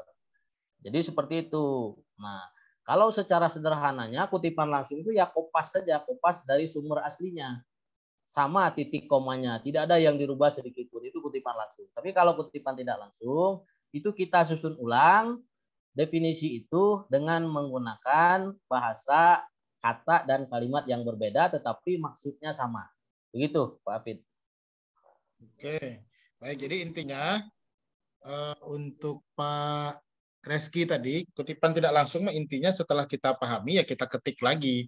Jangan dikopas. Kalau dikopas ya udah jadi kutipan langsung. Walaupun cara kutipnya, kadang-kadang kan kutipan langsung itu kan ada tekniknya, ada caranya. Nah, walaupun cara mengutipnya tidak kutipan langsung, kalau dikopas ya saat ini ketahuan oleh aplikasi-aplikasi atau program-program pemeriksa similarity seperti Turnitin yang sudah cukup tenar. Oke, saya bacakan pertanyaan kedua Pak Irwadi dari Ibu Anita Aole. Pak, boleh dijelaskan kembali cara mengetahui sumber jurnal yang pakai style APA atau mungkin maksudnya mohon diperagakan ulang bagaimana sih cara ngambil APA dari Google Scholar tadi Pak. Mungkin tadi terlalu cepat Pak. Silakan Pak. Siap. Oke. Sudah tampil ya? Oke, tadi langkah awalnya kita buka dulu Google Scholar, Bu. Google Scholar atau Google Cendekia kalau bahasa Indonesianya. Kita klik di sini. Lalu kita masukkan kata kunci yang ingin kita cari atau referensi apa yang ingin kita cari. Saya contohkan tadi etika kerja Islam dan kepuasan kerja misalnya. Kita klik saja. Lalu kemudian di sini akan banyak muncul jurnal-jurnal terkait dengan kata kunci yang kita masukkan tadi. Nah, ini bisa kita download PDF-nya secara gratis untuk kita jadikan referensi nanti. Lalu, bagaimana cara untuk mengutip sesuai dengan format APA tadi? Gampang. Ini di bawah sini ada tulisan kutip atau tanda petik di sini. Tinggal kita klik saja itu, lalu kemudian muncul ada format MLA, APA, ISO 690 ya. Nah, tinggal kita copy saja ini. Copy kemudian kita paste ke dalam daftar pustaka begitu. Tetapi dengan catatan artikel tadi harus kita jadikan, kita kutip di dalam tubuh tulisan kita. Nah, di sini bisa kita copy ke dalam daftar pustaka. Jadi sederhananya seperti itu. Di artikel yang lain juga bisa. Ini sudah jadi. Ini juga bisa. Nah, tinggal dimasuk-masukkan saja. Seperti itu. Oke, baik. Baik Pak, cukup praktis Pak. Kita lanjut pertanyaan ketiga ini dari Pak Ihsanul Fikri. Jadi bertanya Pak, keyword, kata kunci, apakah per kata atau boleh dalam bentuk frasa seperti sholat Jumat kan? Itu kan kalau sholat Jumat kalau dipisahkan maknanya jadi berbeda Pak Irwandi. Nah itu sholat Jumat tuh jadi satu keyword atau jadi 2 keyword. Kayak gitu. Oke, silakan Pak Irwandi. Oke. Jadi seperti sholat Jumat tadi ya. Apakah dia jadi 2 kata atau jadi dalam satu, dihitungnya 1 gitu ya. 1 kata keyword ya, 1 kata kunci. Nah, jadi sebetulnya kata kunci itu tinggal dilihat yang kita bahas di dalam itu apa sih? Dalam artikel kita itu. Yang pokoknya yang kita bahas, nah itulah yang kita jadikan kata kunci. Lalu kalau memang tentang sholat Jumat, ya boleh dijadikan 1 kata kunci. Karena dia merujuk pada Ya, sholat Jumat spesifik. Nah, karena sholat itu kan banyak, ya. Nah, maka karena dia spesifik sholat Jumat, boleh kita jadikan satu kata kunci. Itu sederhananya. Kalau lebih dari dua kata gimana, Pak? Kalau lebih dari dua, tergantung apakah dia berbeda, bisa dipenggal atau tidak. Gitu. Oke, berarti intinya Pak Ihsanul Fikri, intinya kata kunci itu bukan berarti dia dalam satu kata, tapi dalam satu makna. Andai kan 3 kata menimbulkan satu makna, berarti dia dihitung satu kata kunci. Kalau 2 kata menimbulkan satu makna, juga satu kata kunci. Oke, mudah-mudahan membantu memberikan pencerahan Pak Ihsanul Fikri. Kita lanjut Pak Irwandi, pertanyaan berikutnya dari, nah ini pertanyaannya berat nih, tapi pertanyaan ini jawabannya enggak, jawabannya hanya filosofis. Dari Ibu Tuti Darmawati, mengapa susah untuk tembus di jurnal Sinta 1 dan Scopus Q1, Pak? Gimana triknya? Nah, ini nggak usah Pak Irwandi yang jawab. Ini saya yang jawab. Tuti, jadi gini Bapak dan Ibu yang hadir pada hari ini. Jadi nggak usah ditanya dulu pada diri kita, kok susah tembus Q1? Pertanyaannya tanya ke diri kita udah nerbitin jurnal nasional level bawah belum? Kalau sudah Sinta 6 belum? Kalau sudah Sinta 5 belum? Kalau sudah Sinta 4 belum? Kalau sudah Sinta 3 belum? Udah Sinta 2 belum? Udah internasional level menengah belum? Udah Scopus Q4 belum? Udah Q3 belum? Udah Q2 belum? Udah Q1 belum? Nah, gitu. Kebanyakan kita orang Indonesia tuh dia biasanya terhasut atau ke bawah arus. Q1, Scopus. Padahal publikasi ilmiah itu karir kepenulisan, karir publikasi ilmiah. Jadi mulailah dari level terbawah, maka tidak akan pernah ada lagi pertanyaan kenapa susah tembus Q1. Itu seperti pertanyaan yang umur 10 tahun, layaknya sekolahnya di SD, tapi bertanya, kok saya nggak lulus masuk SMA? Jadi mari kita mulai dari jenjang terbawah. Kami sebagai konsultan selalu mendorong klien-klien kami untuk mulai dari jenjang terbawah. Kenapa? Karena proses belajarnya harus dari jenjang terbawah. Gitu Bu Tuti ya, mudah-mudahan membantu. Kalau langsung Scopus Q1 gimana Pak Afid? Jangan. Pokoknya saran saya jangan aja, nanti pusing. Oke, lanjut. Nah, dari Pak Aris Yusuf. Bagaimana cara penelitian dari segi pengalaman sendiri? Seperti autoetnografi. Yang kedua, bagaimana membuat, berarti pertanyaan yang kedua yang bisa kita jawab, yang cocok dengan topik hari ini. Bagaimana membuat judul yang memikat reviewer sehingga otomatis lolos. Untuk otomatis lolosnya langsung saya jawab, nggak ada judul yang bikin langsung cicing otomatis lolos, nggak ada. Tapi bagaimana membuat judul yang dapat memikat reviewer? Silahkan Pak Irwandi. Baik. Jadi tadi sudah dijelaskan bahwa judul itu harus menarik. Kenapa harus menarik? Supaya orang tertarik untuk membaca lebih lanjut. Nah, kalau misalnya judulnya aja yang menarik, tahunya isinya nggak nyambung, tetap saja tidak diterima. Jadi semuanya harus mendukung, mulai dari judul, kemudian isi, ya, dan lain sebagainya. Dan tidak ada yang otomatis lolos, tadi kata Pak Afid. Dan kedua, tergantung selera sebetulnya. Bagus, tidak bagus, menarik, tidak menarik, itu tergantung selera daripada editor. Nah, biasanya begitu. Jadi bagaimana cara merumuskan judul yang menarik? Ya, harus digunakan istilah-istilah yang memang menarik, lagi aktual misalnya, atau lagi tren, atau menggunakan istilah-istilah yang memancing orang. Seperti misalnya saya pernah penelitian sama salah seorang profesor meneliti tentang kawin kontrak di daerah Puncak di Cianjur. Nah, lalu tidak saya rumuskan judulnya kawin kontrak. Tidak, saya rumuskan judulnya misalnya wisata seks halal di Indonesia. Nah, itu contohnya, sehingga orang tertarik, ini apa sih gitu. Seks halal ini apa sih? Seks kok halal gitu dan lain sebagainya. Sehingga orang tertarik untuk membaca lebih lanjut. Tapi tidak ada yang otomatis lolos, ya. Kita hanya bisa bikin judul yang menarik, tapi tidak cukup dengan judul yang menarik, isinya juga harus sesuai dengan judul. Begitu. Oke, terima kasih Pak Irwandi. Nah, Jangan Pak ya, jangan sampai berpikir otomatis lolos ya. Oke, lanjut.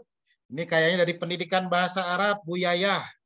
Izin bertanya Pak. Nah, ini sama. Yang pendidikan bahasa Arab, yang ilmu Al-Quran, pasti kena penyakit ini nih. Yang ilmu hukum juga sama.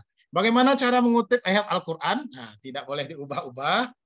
Tapi ketika dikutip, seringkali teman-teman mahasiswa yang nyusun katanya ayat juga kena plagiasi. Ini saya yang jawab, nggak usah Pak Irwani yang jawab, biar Pak Irwani istirahat.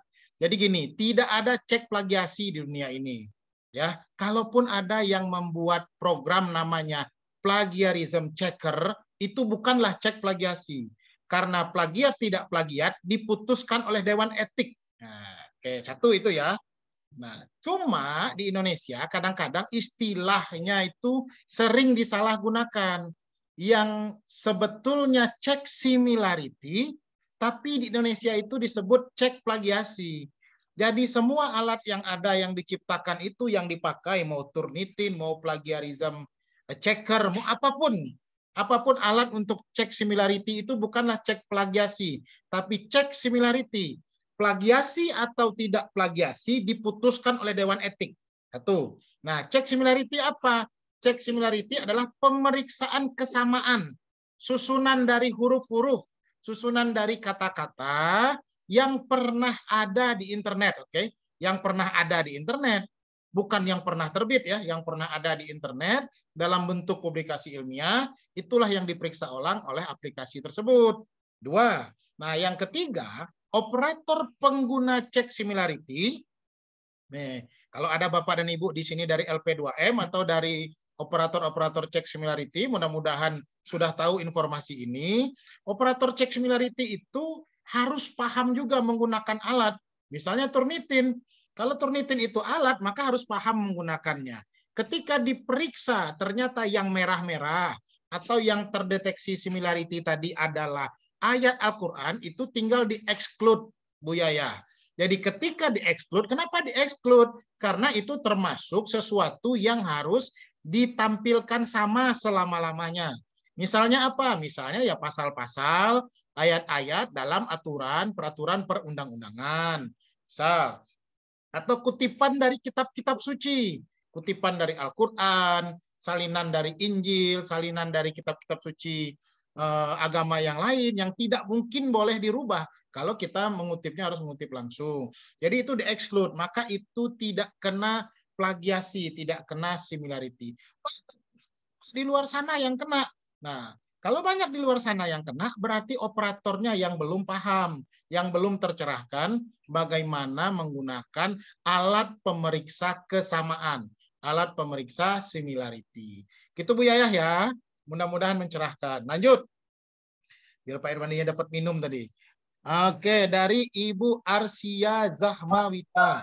Assalamualaikum warahmatullahi wabarakatuh, Pak. Waalaikumsalam warahmatullahi wabarakatuh. Kalau untuk proses publish jurnalnya gimana ya, Pak? Dan untuk fee-nya apakah setiap tempat terbit itu berbeda ya, Pak? Terima kasih, Pak. Ini Pak Irwani yang mau jawab atau saya mau jawab? Boleh. Jawab aja langsung. Oke, kata Pak Irwandi, saya aja yang jawab langsung. Kami satu ruangan ya. Oke, apakah proses publish itu seperti apa, Pak? Proses pertama submit. Submit itu ada yang melalui website. Nah, kalau di Indonesia yang sudah yang dipatenkan lah jadinya itu di Indonesia OJS, Open Journal System. Apakah harus OJS, Pak? Enggak. OJS itu salah satu platform penerbitan publikasi ilmiah jurnal. Nggak harus OJS. Jadi kalau Bapak dan Ibu main ke jurnal luar negeri, itu banyaknya nggak OJS. Satu, submit via sistem OJS ataupun website. Dua, berkirim email atau submit via email. Nah, setelah submit, nanti dapat respon. Responnya apa? Responnya adalah dia periksa dulu judul artikel, abstrak, dan kata kunci kita. Dilihat ini fokus and scope-nya masuk nggak? Nah, ini tugas editor, dilihat, oh, fokus and scope-nya nggak masuk, langsung di-reject. Nah, langsung di-reject. Nah, ketika di-reject, ada dua opsi biasanya yang terjadi. Ada yang di-reject diam-diam tanpa diberitahu ke kita, ada yang di-reject dikasih tahu ke kita. Kalau di Indonesia, kayak gimana yang sering terjadi? Kalau di Indonesia yang sering terjadi, didiamkan. Jadi kalau artikel tuh nggak masuk, skopnya didiemin aja, nggak diapa-apain. Sehingga penulisnya menderita biasanya. Menunggu berbulan-bulan, padahal sebetulnya di-reject. Kalau di luar negeri, umumnya mendapatkan pemberitahuan rejection. Tuh. Nah, setelah diperiksa, ternyata fokus and scope-nya masuk, barulah dioper ke reviewer. Dibaca artikel reviewer, keluarlah petunjuk revisi pertama biasanya, round 1. Kalau di OJS ada round 1. Ronde pertama, dikembalikan ke penulis, direvisi oleh penulis, dibalikin lagi tuh ke si jurnal.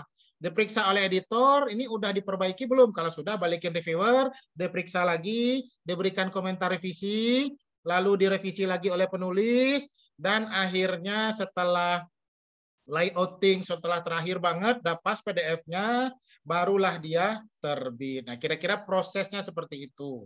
Oke, gimana Pak supaya hafal? Kalau biar hafal sering-sering submit. Oke. Untuk fee-nya apakah tempat terbit itu beda-beda? Satu, nah yang namanya proses publikasi ilmiah itu ada proses bisnis di dalamnya.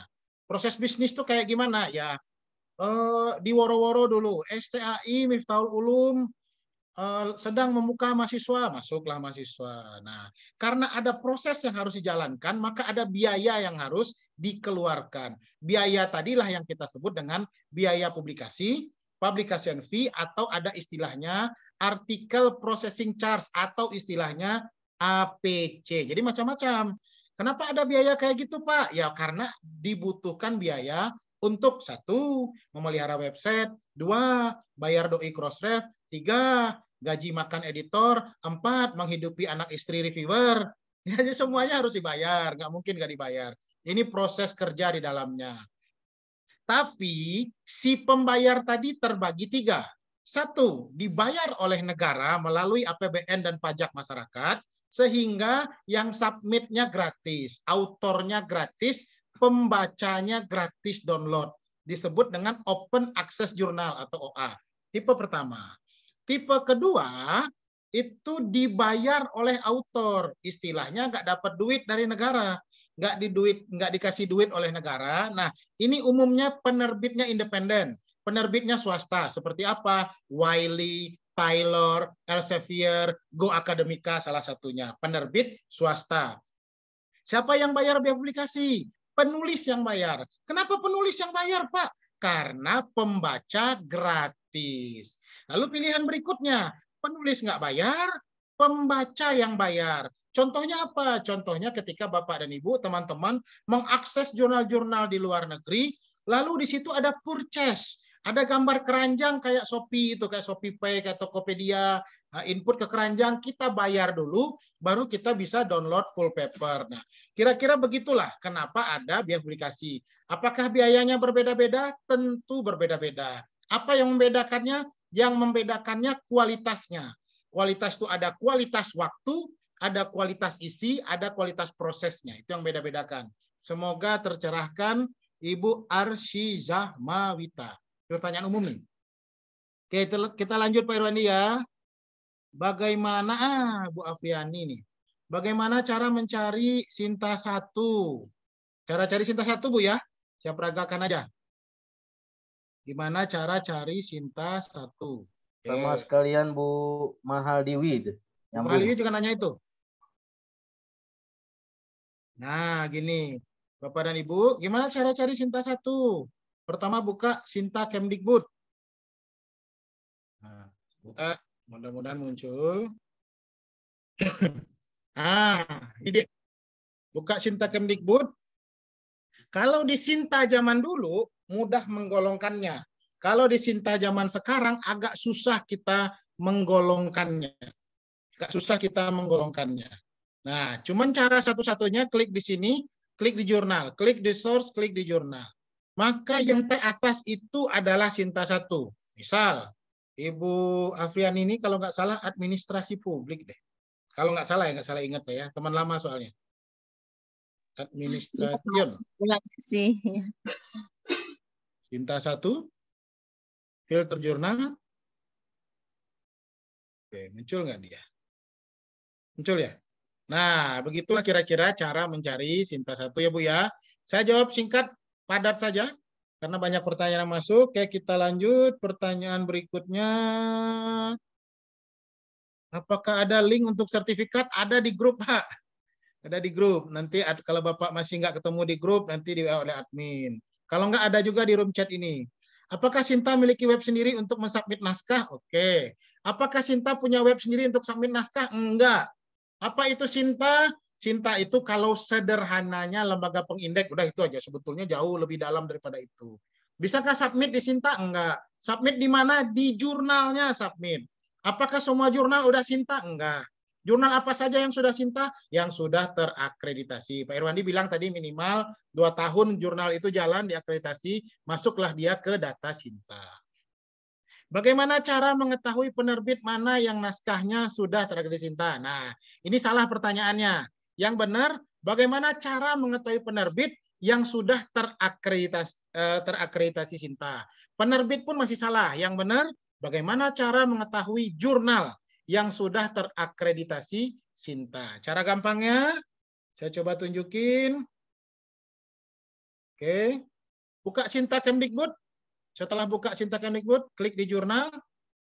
Setelah klik di jurnal, masukin nama jurnalnya. Masukin nama jurnalnya di sini, lalu cari. Misal, ini kan udah ada nih, biar gampang. Oke, kita copy, kita masukin ke sini, ditempel, di enter. Nah, malah nggak ketemu dia ya. Tapi kira-kira caranya gitu. Kalau misalnya nama jurnal nggak ketemu, paling mudah biasanya memasukkan ISSN dari jurnal itu. Kalau ada di data jurnal Sinta, maka dia pasti sudah terakreditasi. Oke, lanjut. Ada referensikah untuk yang LOA cepat, Kak? Nah, ini macam-macam ya. Macam-macam. Adakah jurnal yang LOA-nya terbit cepat? Ada. Kenapa ada? Karena proses di dalam jurnalnya cepat. Biasanya jurnal swasta. Biasanya. Adakah jurnal negeri yang demikian? Ada. Kenapa bisa ada? Biasanya sudah di ujung-ujung terbitan. Saya berikan contoh. Ini bulan Desember. Itu jurnal harus terbit bulan Desember. Nah, misalnya Bu Ayu Dini Farhana kirim artikel bulan Desember. Dia butuh artikel bulan Desember, Ibu datang bulan Desember, kalau dia masih kurang, pasti artikel Ibu cepat terbit. Kalau masih bingung, kontak admin kami, nanti saya share. Oke, lanjut. Apakah esai bisa dipublis? Ini Pak Irwandi nih. Apakah esai bisa dipublis di jurnal Kakak? Silakan Pak Irwandi. Oke, kalau misalnya esainya memenuhi kaidah artikel ilmiah jurnal, maka dia bisa dipublish. Kemudian juga mungkin nggak, itu pertanyaan yang atas juga kelewat tadi, satu sumber penelitian dipecah menjadi 2 publikasi. Bisa. Kan biasanya penelitian itu, dalam penelitian itu kalau misalnya skripsi kan ada 2 rumusan masalah. Nah, 1 rumusan masalah kita jadikan 1 artikel, rumusan masalah yang kedua atau tujuan penelitian yang kedua kita jadikan 1 artikel lagi, itu bisa. Ya, apalagi variabelnya banyak. Jadi pertanyaannya, esai itu bisa nggak dipublis di jurnal? Bisa kalau memenuhi kaidah-kaidah artikel ilmiah. Ya, tentu harus apa tadi? Harus ada referensi-referensi yang memang terkini sesuai dengan syarat yang ditentukan oleh jurnal. Ya, jadi pertanyaannya bisa nggak? Bisa kalau memenuhi kaidah artikel ilmiah sesuai dengan standar jurnal. Gitu. Oke, kita cepat aja ya, karena waktunya udah mepet. Pak, bagaimana cara mencari referensi tentang pendidikan politik yang di Scopus? Maksudnya ini pertanyaan lebih pasnya. Bagaimana cara mencari referensi dengan topik pendidikan politik yang sudah terbit artikelnya di jurnal pendidikan Scopus? Bagaimana cara mencarinya? Oke, nggak apa-apa lah. Kita bantu coba jawab. Cara gampangnya seperti ini. Mudah-mudahan yang bertanyanya nyimak ya. Oke, sebentar. Ya, coba liatin. Nah, pertama buka Scopus. Buka scopus.com. Itu langkah pertama.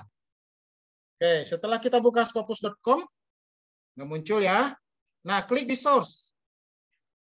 Klik source, maka di sini muncul. Nah, klik di sini. Ada subject area, title, publisher. Ambil aja subject area. Maka kita tulis di sini. Politik. Mana dia? Nah, Adakah yang pendidikan politik langsung, Pak? Nah, agak susah karena Scopus tidak mengelompokkan langsung. Maka kita harus mengeksplorasi sendiri. Kita juga cari politik yang ada dekat lagi. Nah, paling ini yang paling dekat. Political Science, apply. Maka berjumpalah oleh kita 745 jurnal yang sudah terindeks Scopus. Nah, jurnal-jurnal yang sudah terindeks Scopus ini kita klik satu-satu. Oke, kita klik misal. Kita klik ini. Oke, itu nomor 1 pemuncak. Penerbitnya Cambridge University Press, bagus. Jurnalnya Present, berarti masih terindeks, aman. Nggak ada masalah. Diklik di homepage-nya, menghantarkan ke jurnalnya. Nah, nyampai di laman jurnalnya, silahkan dicari artikelnya. Biasanya ditaruh di mana, Pak Hafid? Biasanya ditaruhnya di archive biasanya. Biasanya ditaruh di archive. Oke, coba more content. Di ISUS, nah nih ISUS nih. ISUS. Oke, nah, maka cari-carilah di sini. Coba di browse by volume, browse by isu. Nanti harus dicari. Pak, bisa nggak yang langsung ketemu? Ya, itulah penyakit Indonesia ya. Pengennya langsung aja ketemu. Nggak bisa. Nggak bisa. Bisa sih pakai POP, tapi satu pelatihan lagi. Nggak bisa lewat yang pelatihan seperti ini. Begitu ya, Bapak dan Ibu. Jadi yang penting pertama, tahu dulu di mana tempat jurnal itu terindeks, tahu dulu laman jurnalnya, lalu main ke laman jurnalnya, cari apa yang kita butuhkan. Oke, tambahan sedikit Pak Pit. Ya, lanjut Pak.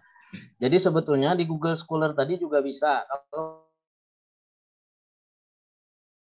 pengen cari spesifik seperti itu, tinggal biasanya artikel yang jurnal yang banyak terindeks Scopusnya, misalnya publisher mana, Wiley & Wiley, misalnya Emerald atau Elsevier, tadi bisa dimasukkan di ujung kata kunci, misalnya masukkan Elsevier, maka nanti akan muncul kata kunci artikel-artikel itu yang terbit di Elsevier berketerkaitan dengan kata kunci yang kita masukkan. Tapi apakah dia Scopus atau bukan, itu perlu dicek ulang ke scopus.com atau ke Simago tadi. Hanya biasanya kalau yang penerbitnya Elsevier yang punya Scopus itu jurnalnya terindeks Scopus, meskipun tidak selalu. Emerald juga begitu. Paling itu yang kalau yang paling mudah. Kalau yang pengen banget Scopus banget, cara Pak Afid tadi, tinggal dicari aja, asal kuat aja nyarinya, bukain jurnal satu-satu, cari referensi yang sesuai gitu ya. Oke, lanjut Pak Afid. Oke, lanjut ya. Sebetulnya bisa juga pakai aplikasi Publish or Perish, tapi nggak mungkin dijelaskan. 1 kali pelatihan. 1 kali pelatihan dan eksklusif biasanya pelatihannya supaya bisa dipakai. Lanjut. Bagaimana cara kita mengetahui kekurangan paper yang dibuat ketika sering di-reject oleh pihak jurnal? Oke. Artikelnya di-reject, tapi nggak dikasih tahu oleh pihak jurnal apa kekurangan artikelnya. Oke. Gimana Pak Irwandi cara mengetahuinya? Pertama, oke, terdengar suara saya? Oke, cara paling gampangnya, kalau sering di-reject oleh jurnal, sebelum artikel itu kita submit ke jurnal, kita konsultasikan dulu ke teman-teman atau kolega-kolega yang memang sudah terbiasa jadi editor atau jadi reviewer. Nah, nanti dikasih masukan, tambah ini, kurangi ini, tambah itu, dan lain sebagainya. Ikutin aja itu.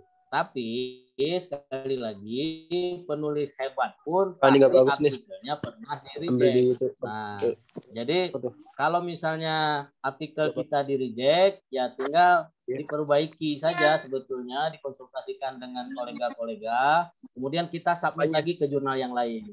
Nah, kelemahannya jurnal di Indonesia itu ketika dia mereject itu kadang-kala dia tidak menjelaskan kenapa di-reject, itu persoalannya. Kalau jurnal luar negeri, biasanya ketika mereka mereject itu, mereka menjelaskan kekurangan artikel kita. Nah, sehingga kita bisa memperbaiki dari sisi itu. Ada yang mereka minta resubmit, ya, disubmit ulang, atau juga mereka mereferensikan jurnal yang lain untuk submit. Di Sidaya sekarang. Pak Fit, suaranya ada yang keluar? Oke, biasanya seperti itu. Jadi cara gampangnya gimana? Ya konsultasikan dulu dengan teman-teman yang sudah terbiasa publish di jurnal. Nah, kalau atau boleh juga kontak juga ke admin kami juga nanti dibantu. Itu. Oke, lanjut beberapa menit terakhir sebelum kita minta closing statement dari Pak Ketua nanti. Oke, bagaimana cara menemukan novelty? Wah, panjang nih jelasin. Tunggu-tunggu aja Pak Kevin, pelatihan kami soal novelty-noveltyan ya. Panjang ini, panjang. Oke, lanjut. Ini dari tuan rumah nih, dari Pak Imadudin. Bagaimana cara mengetahui jurnal predator? Contoh, banyak sekali tawaran dari jurnal yang memberikan penawaran untuk terbit dalam waktu singkat, khususnya bagi mahasiswa yang ingin publish artikel. Satu. Nah, predator adalah Bapak kirim artikel ke sana, artikel dicuri, artikel tidak diterbitkan, tapi artikel dicuri. Satu, predator itu. Kita submit, di-reject enggak, didiamkan iya, tapi tiba-tiba artikel kita terbit. Apakah kami pernah mengalami? Pernah. Dulu, waktu ilmu masih kurang, 2016-an, 2017-an. Oke, satu. Yang kedua, kita submit. LOA dia kasih, publication fee-nya ada, kita bayar publication fee, tapi nggak terbit. Nah, itu predator tuh. Dua, predator. Tiga, kita terbit, kita submit, kita bayar biaya publikasi, kita terbit, taunya jurnal itu abal-abal. Contoh abal-abal apa? Ngakunya Sinta, taunya nggak Sinta. Ngakunya internasional, taunya cuman jurnal berbahasa Inggris. Ngakunya terindeks Scopus, padahal cuman ada gambar Scopus doang. Tuh. Kalau ragu ke jurnalnya, boleh konsul ke kami. Lalu ada nggak jurnal yang terbit cepat? Banyak. Jurnal-jurnal penerbit Q1, Helion, saya reviewer di situ, Pak Irwandi reviewer di situ, itu terbitnya cepat, terbitnya banyak.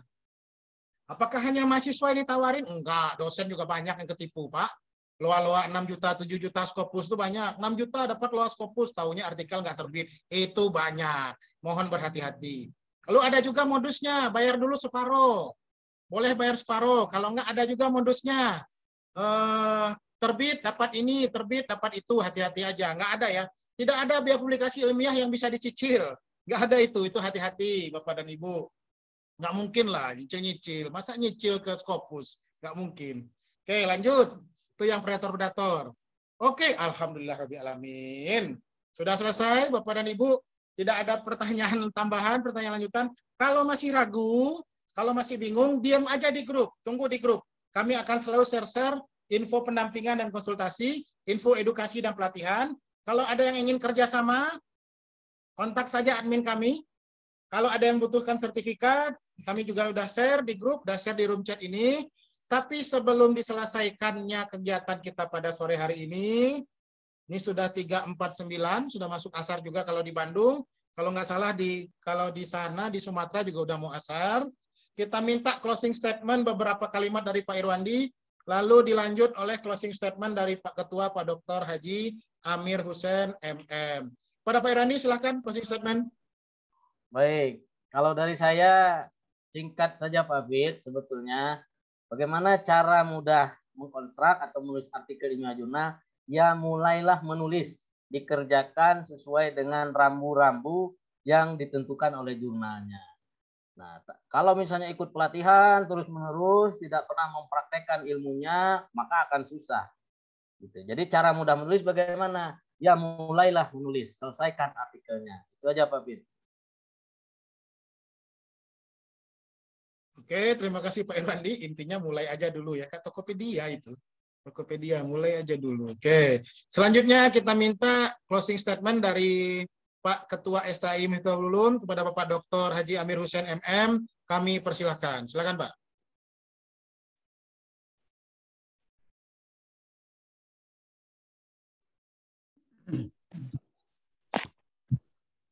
Oke, Assalamualaikum warahmatullahi wabarakatuh.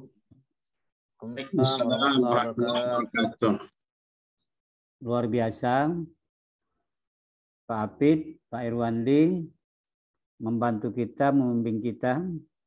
Semoga ini akan menjadi amal kebaikan bagi kita semua, terutama narasumber dan peserta yang hadir. Kuncinya mulailah dengan menulis, dengan mengawali menulis. Kalau ada benturan, komunikasi lagi dengan Pak Irwandi. Mudah-mudahan apa yang kita Siap, Pak Ketua. ya, ya, Nanti kami juga menghubungi Pak Irwandi. Nah, Siap. barangkali itu Pak. Terima kasih banyak. Mohon maaf. Assalamualaikum warahmatullahi wabarakatuh. Waalaikumsalam Waalaikumsalam warahmatullahi wabarakatuh. wabarakatuh. Oke, kita dipertemukan oleh Sang Waktu dan dipisahkan juga oleh Sang Waktu. Kami selaku host, selaku moderator pada sore hari ini mengucapkan banyak terima kasih pertama kepada Bapak dan Ibu dari LP2M STI Miftahul Ulum, Bapak Ketua Pak Dr. Haji Amir Hussein, Bapak dan Ibu akademisi dosen, mohon maaf sekali lagi kami sampaikan apa yang kami coba sampaikan pada sore hari ini adalah sepengetahuan kami saja. Mungkin masih banyak yang salah, masih banyak yang kurang, mohon diperbaiki. Kalau ada yang kurang pas, mohon diperbaiki saja langsung. Kita tutup. Semua yang benar itu datangnya dari Allah Subhanahu Wa Taala. Semua yang salah sesungguhnya datang dari diri kami sendiri. Kami mohon maaf jika terdapat kekurangan. Bapak dan Ibu yang ada di grup tetap bertahan di grup karena kami akan share rekaman link YouTube di grup. Kami akan share link untuk sertifikat juga di grup. Kita tutup dengan wabillahi taufik wal hidayah. Assalamualaikum warahmatullahi wabarakatuh. Terima kasih Bapak. Terima kasih.